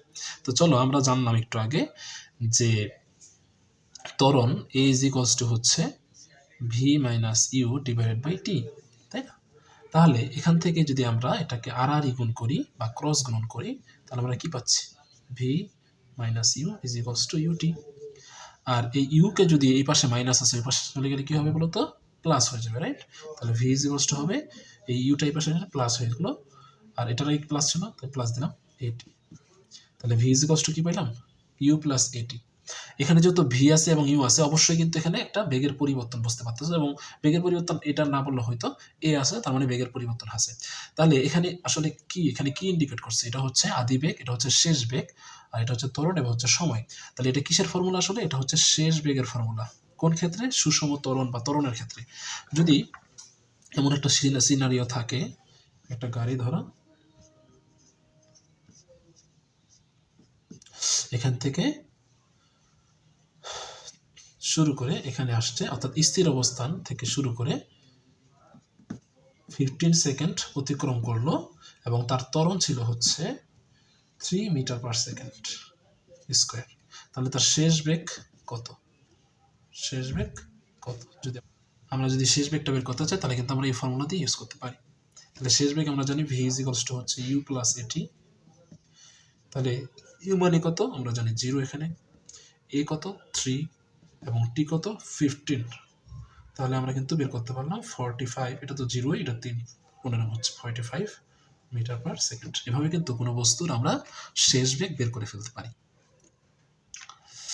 তাহলে এটা হচ্ছে গতির প্রথম সূত্র, ঠিক আছে। আমরা গতির আরো 2টা সূত্র জানবো এবং এক্সট্রা কিছু সূত্র জানবো। তাহলে চলো আমরা প্রথমে একটু মনে করায় আসি তোমাদের। প্রথম একটা আমরা বলছিলাম যে S V is equals to বেগ। বেগের সংজ্ঞা যখন তোমাদের আমরা দিয়েছিলাম, বেগ বলছিলাম কি? একক সময়ে বস্তুর সরণের পরিবর্তনের হারকে, একক সময়ে বস্তুর সরণের পরিবর্তনের হারকে কি বলে? বেগ বলে। অবশ্যই এখানে আমি বলে দিয়েছিলাম এটা কিন্তু সমবেগ। আর একটু আগে যে বেগটা বের করলাম সেটা কি ছিল? শেষ বেগ ছিল। কিন্তু শেষ বেগ মানে সেখানে যে ভিটা ইউজ করছিলাম সেটা শেষ বেগ ইন্ডিকেট করছিল, আর একটা সমবেগ ইন্ডিকেট করতেছে। অর্থাৎ সমবেগ বলতে এ থেকে বিতে যদি কোনো একটা বস্তু আসে এটা সবসময় এই বেগেই ছিল। For example 15 metre per second যদি ছিল, 50 মিটার পার সেকেন্ড বেঁচে গেছে, এমনভাবে ধরে নিয়ে আমরা এই ফর্মুলাটা বলছি। আর এটা ছিল হচ্ছে তোমার একটা আদিবেগ থাকবে, সেটা থেকে পরিবর্তন হতে হতে অর্থাৎ একটা সুষম ত্বরণে এটা পরিবর্তন হতে হতে আস্তে আস্তে এই শেষ বেগটা লাভ করবে। তাহলে চলো আমরা এখন জানলাম S V is equals to, আমরা জানি এস বাই টি, রাইট?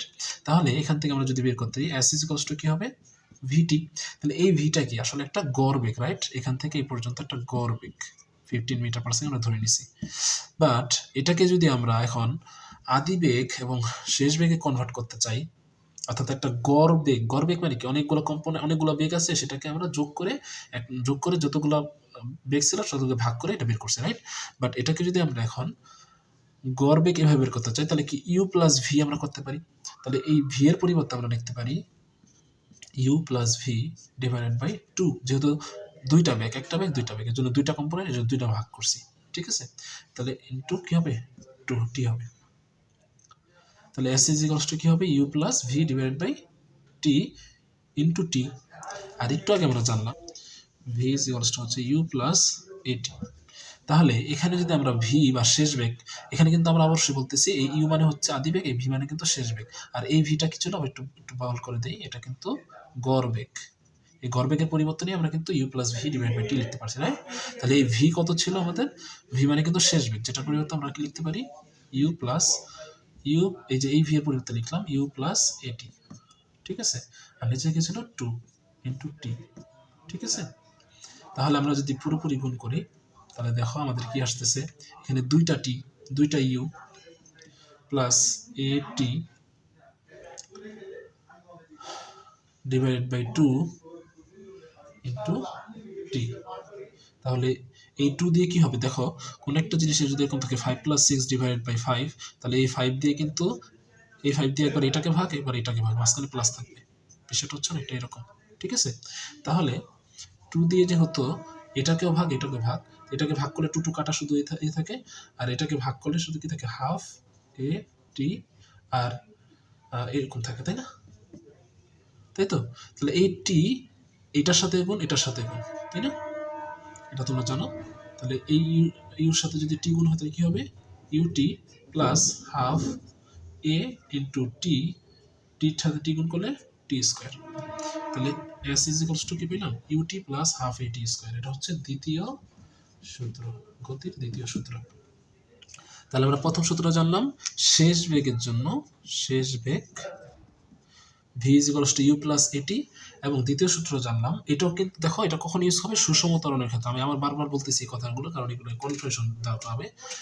সেটা হচ্ছে কি, এটা কিন্তু সুষম ত্বরণের ক্ষেত্রে একটা শেষ বেগ ছিল, একটা আদি বেগ ছিল, সেই ক্ষেত্রে কিন্তু আমরা শেষ বেগটা বের করতে পারি এই ত্বরণ কতটুকু আর আদি বেগ কতটুকু এবং সময় কতটুকু লাগছে সেটা দিয়ে।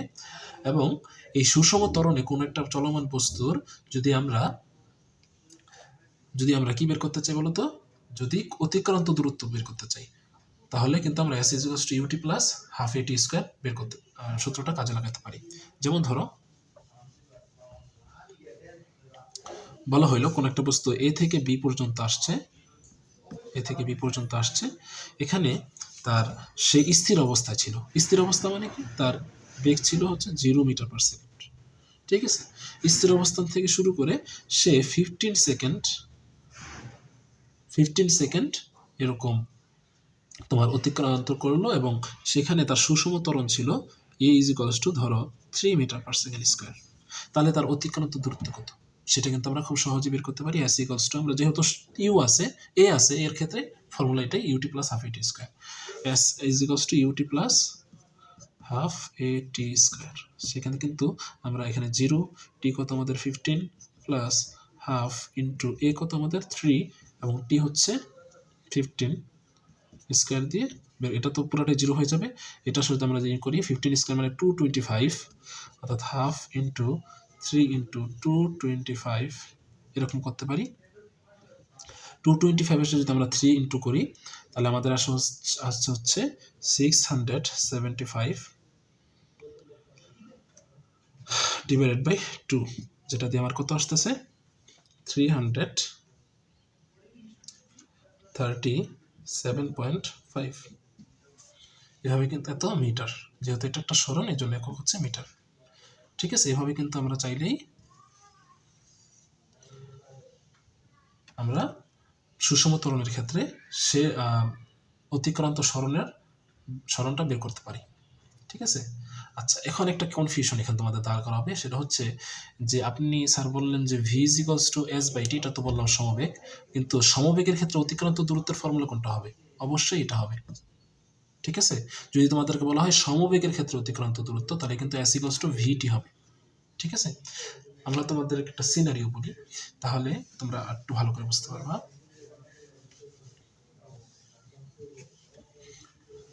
যদি বলা হয় এইরকম যে কোন একটা বস্তু ধরো একটা গাড়ি, কোন একটা গাড়ি ধরো স্থির অবস্থান থেকে অর্থাৎ তার ইউ হচ্ছে 0 মিটার পার সেকেন্ড যাত্রা শুরু করলো, এবং 15 সেকেন্ড পর তার বেগ হয়ে গেল 80 মিটার পার সেকেন্ড। অর্থাৎ এই বি এই অবস্থান থেকে শুরু করছে, ধরো বি অবস্থানে যখন আসছে তার বেগ হয়ে গেল কত 80 মিটার পার সেকেন্ড। এরপর বি অবস্থান থেকে সে যখন 80 মিটার পার সেকেন্ডে গাড়ি উঠে গেছে, তার মানে অনেক গতি, তখন সে এই 80 মিটার পার সেকেন্ডে এই 80 মিটার পার সেকেন্ড সুষম বেগে চালিয়ে সি পর্যন্ত গেল। ঠিক আছে, সি পর্যন্ত সে আরো 20 সেকেন্ড গেল। তাহলে খুব ভালো করে শিক্ষার্থীরা দেখো যে সে স্থির অবস্থানে ছিল, তার মানে তার আদিবেগ হচ্ছে ইউ, যেটা ছিল 0 মিটার পার সেকেন্ড। সে 15 সেকেন্ড চালানোর পরে তার গাড়ির বেগ হয়ে গেছে কত V is equals to 80 metre per second.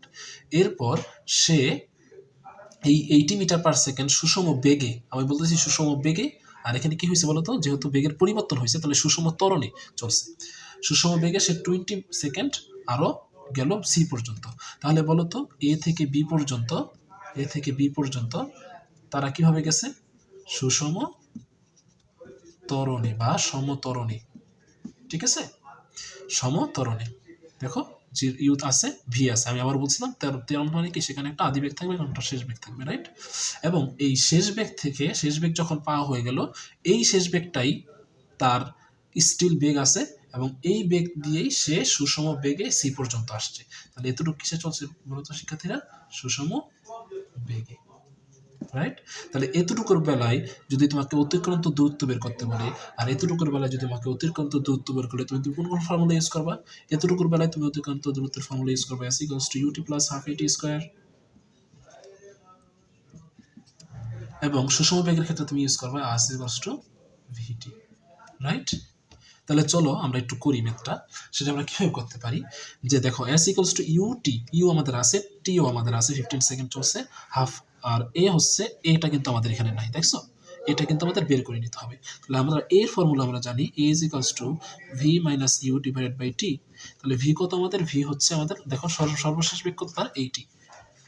80 minus you কত, সে যেহেতু স্থির অবস্থায় যাত্রা শুরু করছিল তাহলে 0, এবং টি হচ্ছে সে 15 সেকেন্ড চলছে, তাহলে 15। এটা দিয়ে আমরা কত পাবো? ফর এক্সাম্পল, আচ্ছা আমরা একটা সুন্দর ভ্যালু ধরি যাতে আমাদের ভাগ করতে সুবিধা হয়।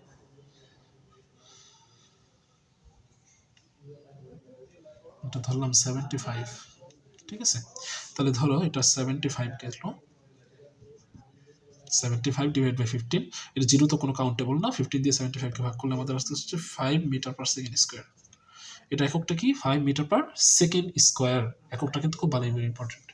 আচ্ছা, তাহলে আমরা এটা দিয়ে কিন্তু এখানে ইউজ করতে পারি। তাহলে আমাদের ইউ হচ্ছে 0 ইন্টু টি হচ্ছে আমাদের 15 সেকেন্ড প্লাস হাফ ইন্টু এ হচ্ছে আমাদের কত 5 ইন্টু টি হচ্ছে আমাদের কত 20 সেকেন্ড।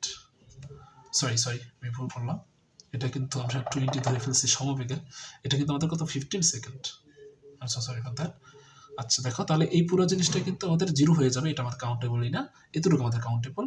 সেটা হচ্ছে 15 সেকেন্ড স্কয়ার যদি আমরা করি 225 হয়, 225 কে যদি আমরা 5 দ্বারা ইনটু করি, দেখো কত আসতেছে, এটা হচ্ছে 1125 ডিভাইডেড বাই 2।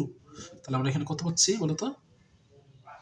এখানে পাচ্ছি হচ্ছে 500 আর ওখান দিয়ে পাচ্ছি হচ্ছে আমাদের 50 অর্থাৎ 62.5, তাহলে আমাদের 562.5 এত মিটার। তাহলে এইভাবে কিন্তু আমরা সুষম ত্বরণে এই 562.5 মিটার গ্যাসে অতিক্রান্ত দ্রুত সেটা বের করতে পারলাম। আর এখানে আমরা যদি সুষম বেগটা বের করতে চাই, সুষম বেগে সে কতটুকু দূরত্ব অতিক্রম করলো, দেখো এই ভি যখন গাড়ির টান ভি 75 উঠে গেছে, তখন কিন্তু সে আর কিছু পরিবর্তন করে নাই, অর্থাৎ এই 75-এ সে চলা শুরু করছে, 20 সেকেন্ড চলছে, তাহলে তার সুষম বেগে এতটুকু চলছে। বি থেকে সি এর দূরত্ব তার কতটুকু হবে, এস ইকুয়ালস টু ভিটি, যেটা আমরা জানি যে ভি হচ্ছে আমাদের এখানে 75 এবং টি হচ্ছে 20, তাহলে আমাদের কত আসতেছে 150 তাহলে 500 মিটার। তাহলে দেখো এখানে কিন্তু তাহলে সে সমবেগে এতটুকু দূরত্ব অতিক্রম করলো এবং সমত্বরণে কিন্তু সে এতটুকু দূরত্ব অতিক্রম করলো। তাহলে আমরা টোটাল দূরত্ব যদি বের করতে চাই, তাহলে এটাকে আমরা S1 ধরতে পারি, এটাকে S2 ধরতে পারি, তাহলে S equals to S1 plus S2 কিন্তু আমরা বের করতে পারবো, অর্থাৎ এটা যোগ করে দিলেই আমাদের কিন্তু মোট A থেকে C পর্যন্ত দূরত্ব কতটুকু গেছে সেটা কিন্তু বের করতে পারবো আমরা খুব ইজিলি। ঠিক আছে, আচ্ছা এখন আমরা সূত্র ডিরাইভেশনে ছিলাম, আমরা দুইটা সূত্র অলরেডি ডিরাইভ করতে পারছি, সেটা আমরা জানি, সেটা হচ্ছে তোমরা জানো যে ভি ইজ ইকুয়ালস টু অর্থাৎ শেষ বেগের ফর্মুলা ইউ প্লাস এটি এবং S equals to UT plus half AT square. আমরা এই দুটো সূত্র ডিরাইভ করলাম। এখন চলো আমরা নেক্সট সূত্রটা ডিরাইভ করব। দেখো আমরা এখানে দেখতে পাচ্ছি V is equals to U plus AT, right? তাহলে আমরা যদি উভয় পাশে স্কোয়ার করি তাহলে আমরা কিন্তু এরকম পাই V square is equals to U plus A T square. তোমরা জানো যে আমরা সমানের দুই পাশে অবশ্যই স্কোয়ার করতে পারি। সমানের দুই পাশে এভাবে যদি স্কোয়ার করি তাহলে আমাদের কি আসতেছে U plus A T whole square. তাহলে এটা কি A plus B whole square formula না? আমরা জানি A plus B whole square formula is equals to A square plus 2ab plus B square, right? তাহলে এটা হচ্ছে আমাদের এ, এটা হচ্ছে বি, তাহলে A square plus 2 into A into B plus এই পুরাটা হচ্ছে বি, তাহলে বি স্কোয়ার, অর্থাৎ এটার উপরে স্কোয়ার, এটার উপরে স্কোয়ার। আচ্ছা আমি একটু ভাঙে লিখি এরকম, ঠিক আছে? তাহলে আমাদের আসতেছে U square plus 2a UT plus A square T square, right? আচ্ছা এখন লক্ষ্য করো, এটাকে যদি আমরা একটু সুন্দর করে সাজাই, যদি আমরা ইউ স্কোয়ার লিখি এবং এখানে দেখো 2a আছে এবং এখানেও a আছে, আমরা যদি 2a কমন নিই এখানে, তাহলে কিন্তু আমরা কোনো কিছু কমন নেওয়া মানে কি সেটাকে ভাগ করা, এটাকে কমন নেওয়া মানে কি এইটাকে ভাগ করা, রাইট? তাহলে এখান থেকে 2 কাটাকাটি যাবে, a কাটাকাটি যাবে, কি থাকবে শুধু ইউটি থাকবে প্লাস এখানে দেখো এটাকে যদি আমরা ভাগ করি এ স্কোয়ার টি স্কোয়ার, এটাকে যদি আমরা ভাগ করি এভাবে, তাহলে দেখো 2 কিন্তু উপরে কাটা নাই, তাহলে হাফ থেকে যাবে, উপরে 1 আর নিচে 2 থেকে যাবে, অর্থাৎ হাফ থেকে যাবে, আর এ স্কোয়ার থেকে এ কাটা গেলে আমরা জানি শুধু এ থাকে, আর এটা থেকে তো কাটা কিছু নাই, তাহলে হাফ এটি স্কোয়ার থাকতেছে, হাফ এটি স্কোয়ার থাকতেছে, রাইট? এরকম UT plus half AT square. তাহলে যেটা আমরা কি জানতাম গতির দ্বিতীয় সূত্র, সেটা কি S equals to UT plus half AT square. তাহলে UT plus half AT square বলে আমরা কি লিখতে পারি, এস লিখতে পারি, রাইট? তাহলে ভি স্কোয়ার ইকুয়ালস টু আমরা পেয়ে গেলাম ইউ স্কোয়ার প্লাস 2as, যেটা কিনা গতির তৃতীয় সূত্র, ঠিক আছে? তাহলে গতির তৃতীয় সূত্র কিন্তু আমরা এভাবে ডিরাইভ করতে পারলাম। আচ্ছা তাহলে আমরা যদি একটু অ্যাজ এ হোল সবগুলো সূত্র তোমাদের একটু লিখে দেখাই এবং এই সূত্রটা কখন প্রয়োজন হবে সেটা আমরা একটু বলে নেই। ধরো একটা গাড়ি, ফর এক্সাম্পল একটা গাড়ি হচ্ছে চলন্ত অবস্থায় ছিল এবং তার শেষ বেগ হয়ে গেল U is equals to 0 metre per second, ঠিক আছে? এবং এটা কতটুকু দূরত্ব ব্রেক কষার পর, অর্থাৎ কোন একটা গাড়ি চলন্ত অবস্থায় ছিল এবং সে যখন ব্রেক কষলো 100 মিটার পর গিয়ে গাড়িটা কি হয়ে গেল, থেমে গেল। কথাটা এরকম বলছে, কোন একটা গাড়ি চলতেছিল, সেটা যখন ব্রেক কষলো 100 মিটার পর এটা থেমে গেল এবং সে যে ব্রেকটা চাপছে তখন তার মানে ত্বরণ ছিল হচ্ছে 5 metre per second, 5 metre per second. তাহলে তার ভিটা কত ছিল? থেমে গেল মানে হচ্ছে দেখো যখন চলতেছিল তখন এটা কিন্তু ইউ হিসেবে কাউন্ট হবে, আর যেটা থেমে গেল সেটা কিন্তু শেষ বেগ হিসেবে কাউন্ট হবে, যেটা 0। ঠিক আছে, তাহলে তার আদি বেগটা কত ছিল? তাহলে আমরা যদি আদি বেগটা বের করতে চাই আমরা জানি V square is equals to U square plus 2as। তাহলে এখান থেকে কিন্তু ইউ স্কয়ার আমরা যদি এটাকে এই পাশে দিয়ে দিই, এটাকে যদি এই পাশে দিয়ে দিই, এটা প্লাস আছে এই পাশে মাইনাস হয়ে যাবে, তাহলে ভি স্কয়ার এটা এই পাশে আসলে মাইনাস হয়ে যাবে, তো মাইনাস 2as লিখে কিন্তু আমরা মান বসিয়ে এই ইউটা বের করতে পারি। আচ্ছা, এখন তোমরা বলতে পারো যে এখানে যদি আমরা এই ফর্মুলাটা ইউজ করতাম তাহলে কি বের করা যেত? না, এই ফর্মুলাটা ইউজ করে কিন্তু আমরা আদি বেগটা বের করতে পারতাম না। কারণ কি, এই ফর্মুলায় আমাদের কি আছে? সময় আছে। আমি তোমাকে কোনো সময় দিছি? এখানে কিন্তু সময় দিইনি। বলছি একটা গাড়ি চলতেছিল, এটা হঠাৎ করে ব্রেক করছে, যেটার তখন ত্বরণ ছিল 5 মিটার পার সেকেন্ড স্কয়ার, এবং সে 100 মিটার পরে থেমে গেছে। সিনারিওটা এরকম দিছি যেখানে কোনো সরণ দেওয়া হয়নি। তো এইরকম যেখানে সময় দেওয়া হবে না সেই ক্ষেত্রে কিন্তু আমাদের এই সূত্রটা আমাদের ব্যবহার করতে হবে। আশা করি বুঝতে পারছো। তাহলে আমরা যদি সবগুলা সূত্র একসাথে লিখি তাহলে আমরা কি কি সূত্র পড়লাম দেখো। আমরা প্রথমে জানলাম যে সমবেগ অর্থাৎ বেগের ক্ষেত্রে v is equals to s by t, যেখান থেকে আমরা বের করছিলাম s equals to vt, এই দুইটাই হচ্ছে সমবেগের ক্ষেত্রে। তারপর আমরা জানলাম যে ত্বরণের ফর্মুলা হচ্ছে e is equals to v minus u divided by t। তারপরে আমরা জানলাম যে এই সুষম ত্বরণে কোনো একটা বস্তু চলতেছিল, তার শেষ বেগ যদি বের করতে চাই v is equals to u plus at, এবং এটা দিয়ে আমরা কোন একটা বস্তুর সমত্বরণে অতিক্রান্ত দূরত্ব যদি বের করতে চাই as equals to ut plus half at square, এবং কোন একটা বস্তুর সমত্বরণেই যদি আমরা শেষ বেগ বের করতে চাই যেখানে সময় দেওয়া থাকবে না, সেটা ছিল v স্কয়ার সমান সমান u স্কয়ার প্লাস 2as। ঠিক আছে। আচ্ছা, এই অতিক্রান্ত দূরত্ব কিন্তু আমরা আরেকভাবে বের করতে পারি, যে এখানে আমরা এটা ডিরাইভেশনে তোমরা দেখছিলা, তোমরা একটু যদি দেখো, একটু মনে করে দেখো, সে ডিরাইভেশনে কিন্তু এটা এরকম ছিল u plus V divided by 2 into T, একদম ফার্স্ট যেটা ছিল। এটা কিন্তু আমরা যখন তোমাদেরকে বের করতে বলবে, অর্থাৎ শুধু দূরত্বটা বের করতে পারবে, তখন কিন্তু সকল তোমরা এটা বের করতে পারো, এটা দিয়ে দূরত্বটা বের করে ফেলতে পারো, বা এটা দিয়েও কিন্তু দূরত্ব বা সরণটা বের করতে পারো। সরি, দূরত্ব বলতেছিলাম, সরণ। এটা দিয়েও কিন্তু সরণটা বের করতে পারো যদি তোমাদের ত্বরণ বের করার প্রয়োজন না পড়ে, শুধু এটা দিয়েও কিন্তু বের করা যায়। ঠিক আছে, এই দুইটা ফর্মুলা দিয়ে কিন্তু তোমরা সরণটা বের করতে পারবা সুষম ত্বরণের ক্ষেত্রে। আচ্ছা, এখন আমরা যেটা জানবো, এই অধ্যায়ের লাস্টে একদম টপিক চলে আসছি, আমরা অধ্যায় প্রায় শেষ, এরপর আমরা সামারি করে দিব। সেটা হচ্ছে পরন্ত বস্তুর কয়েকটা সূত্র তোমরা জানবা। পরন্ত বস্তুর প্রথম সূত্র যেটা বলছে যে স্থির অবস্থান ও একই উচ্চতা থেকে, কথাটা দুইটা দেখো, স্থির অবস্থান ও একই উচ্চতা থেকে। ধরো এখানে একটা বস্তু স্থির অবস্থানে আছে, দুইটা তিনটা অনেকগুলো বস্তু, একটা বড় একটা ছোট, মনে করো একটা পাথর, একটা টিভি, হ্যাঁ, একটা, তারপরে মনে করো একটা মুরগির পালক, ধরো একটা মুরগির পালক যদি থাকে, স্থির অবস্থান থেকে একই উচ্চতা, ধরলাম এটা হচ্ছে 50 মিটার, একই উচ্চতা থেকে যদি বিনা বাধায় পড়তে থাকে, বিনা বাধায় মানে কি, আমাদের পৃথিবীতে এরকম বানানো সম্ভব? বিনা বাধা আমাদের পৃথিবীতে সবসময় কিন্তু 50-60টা বাধা থাকবে, বাট বিনা বাধায় যদি বানানো সম্ভব হয়, বিনা বাধায় পরন্ত বস্তুর সমান সময়ে, অর্থাৎ সমান সময়ে সমান দূরত্ব অর্থাৎ হাইট অতিক্রম করবে। কথাটার মানে কি? কথাটার মানে হচ্ছে যদি তুই স্থির অবস্থান এবং একই উচ্চতা থেকে 50 মিটার উচ্চতা ধরো, যদি এই মুরগির পালক, একটা পাথর বা একটা টিভি ছেড়ে দাও, সবগুলো বিনা বাধায় যদি ছেড়ে দাও, তাহলে সবগুলো একই সময়ে, মনে করো 2 সেকেন্ড পর এটা যেখানে আসছে এটা সেখানেই আসবে, আবার 3 সেকেন্ড পর এটা যেখানে আসে এটা সেখানেই আসবে। এটার ভর কম এবং এটার ভর বেশি, এই জন্য এটা তাড়াতাড়ি পড়ে যাবে, এটার ভর কম এই জন্য কম পরে পড়বে, বিষয়টা কিন্তু এরকম হবে না। এটাই হচ্ছে বস্তুর প্রথম পরন্ত বস্তুর ক্ষেত্রে প্রথম সূত্র। দ্বিতীয় সূত্রটা হচ্ছে যে স্থির অবস্থান থেকে, একটু মুছে নিই এটা, স্থির অবস্থান থেকে বিনা বাধায় পরন্ত বস্তুর নির্দিষ্ট সময়ে প্রাপ্ত বেগ ওই সময়ের সমানুপাতিক।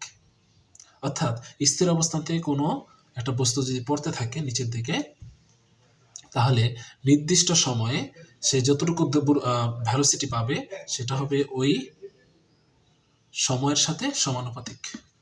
ঠিক আছে, সময়ের সাথে কি হবে? সমানুপাতিক। আচ্ছা, তৃতীয় সূত্র হচ্ছে স্থির অবস্থান থেকে বিনা বাধায় পড়ন্ত বস্তু নির্দিষ্ট সময়ে যে দূরত্ব অতিক্রম করবে ওই সময়ের বর্গের ব্যস্তানুপাতিক। অর্থাৎ এটা যতটুকু হাইট অতিক্রম করবে সেটা হবে এইটার বর্গের, অর্থাৎ সময় যদি 2 সেকেন্ড যায়, 2 সেকেন্ডের পরে তাহলে এটা 4 গুণ, অর্থাৎ 2 সেকেন্ড স্কয়ার করলে 4 গুণ হয়, 4 গুণ বেশি নিচে যাবে, অর্থাৎ 4 গুণ বেশি হাইট নেমে যাবে সে। আচ্ছা, এখন আমরা পরন্ত বস্তুর ক্ষেত্রে ওই সূত্রগুলোকে একটু মডিফাই করতে পারি। যেমন আমরা পরন্ত বস্তুর ক্ষেত্রে লিখতে পারি যে আমাদের ছিল s = ut প্লাস হাফ, যেহেতু চলন্ত বস্তুর ক্ষেত্রে অবশ্যই কি আছে, একটা মূলত জি আছে, অর্থাৎ এই জিকে আমরা কনস্ট্যান্ট ভেলোসিটি ধরে নিই যে 9.8, অর্থাৎ একটা কনস্ট্যান্ট ভেলোসিটি আমরা ধরে নিই যে এই কনস্ট্যান্ট ভেলোসিটি পড়তেছে, তাহলে আমরা সুষম ত্বরণই বলতে পারি। তো ut প্লাস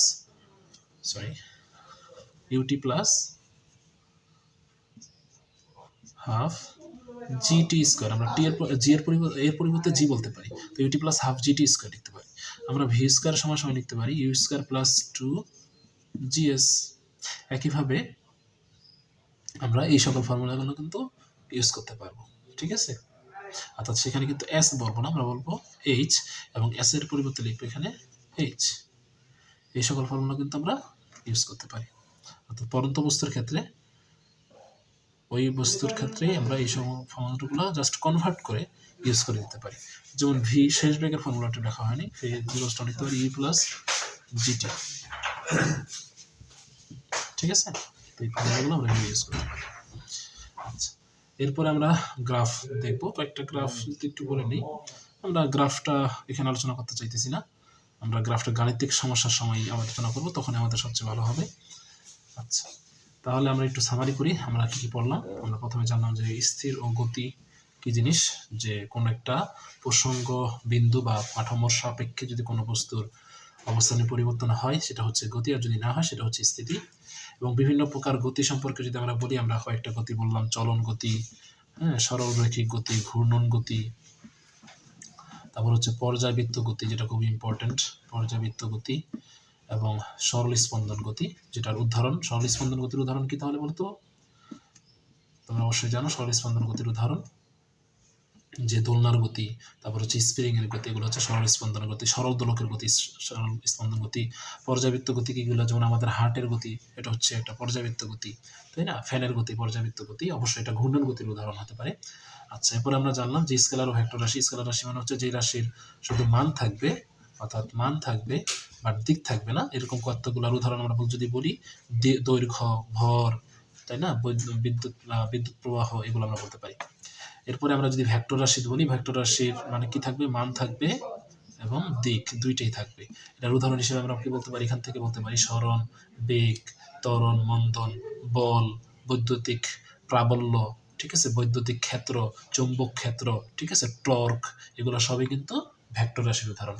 এরপর আমরা দূরত্ব এবং সরণ জানলাম, এটা তোমরা জানো। এখান থেকে মাত্রা এবং এককগুলো খুব ভালো করে পড়ে নিবা, এগুলো এমসিকিউতে আসতে পারে। দ্রুতি ও বেগ তোমরা জানো যে বেগ হচ্ছে একক সময় বস্তুর সরণের পরিবর্তনের হারকে বেগ বলে। আর যদি দূরত্বের সংজ্ঞা দিতে চাও, একক সময় বস্তুর দূরত্বের পরিবর্তনের হারকে তোমরা দ্রুতি বলতে পারো। ঠিক আছে, আচ্ছা, এরপর আমরা জানবো ত্বরণ ও মন্দন জিনিসটা কি। ত্বরণ ও মন্দন থেকে আমরা বলছি ত্বরণ একে আমরা এ দ্বারা প্রকাশ করি, a = v - u / t। যেখানে ত্বরণ কি? ত্বরণ হচ্ছে একক সময় বস্তুর কি বেগের পরিবর্তনের হার, অর্থাৎ বেগের পরিবর্তনের হার বা বেগের বৃদ্ধির হারকে ত্বরণ বলে। আর একক সময় বস্তুর বেগ হ্রাসের হারকে মন্দন বলে। ঠিক আছে, যেটা a = v - u / t দিয়ে আমরা বের করতে পারি। ঠিক আছে, আচ্ছা, এবং ত্বরণটা কিন্তু খুবই ইম্পর্টেন্ট। এরপর আমরা জানবো গতির কয়েকটা সমীকরণ আমরা জানলাম, সেটা আমরা দেখিয়ে দিছি। গতির ফার্স্ট সমীকরণ ছিল f = u + at, এবং তারপরে আমাদের ছিল s = ut + half A T square.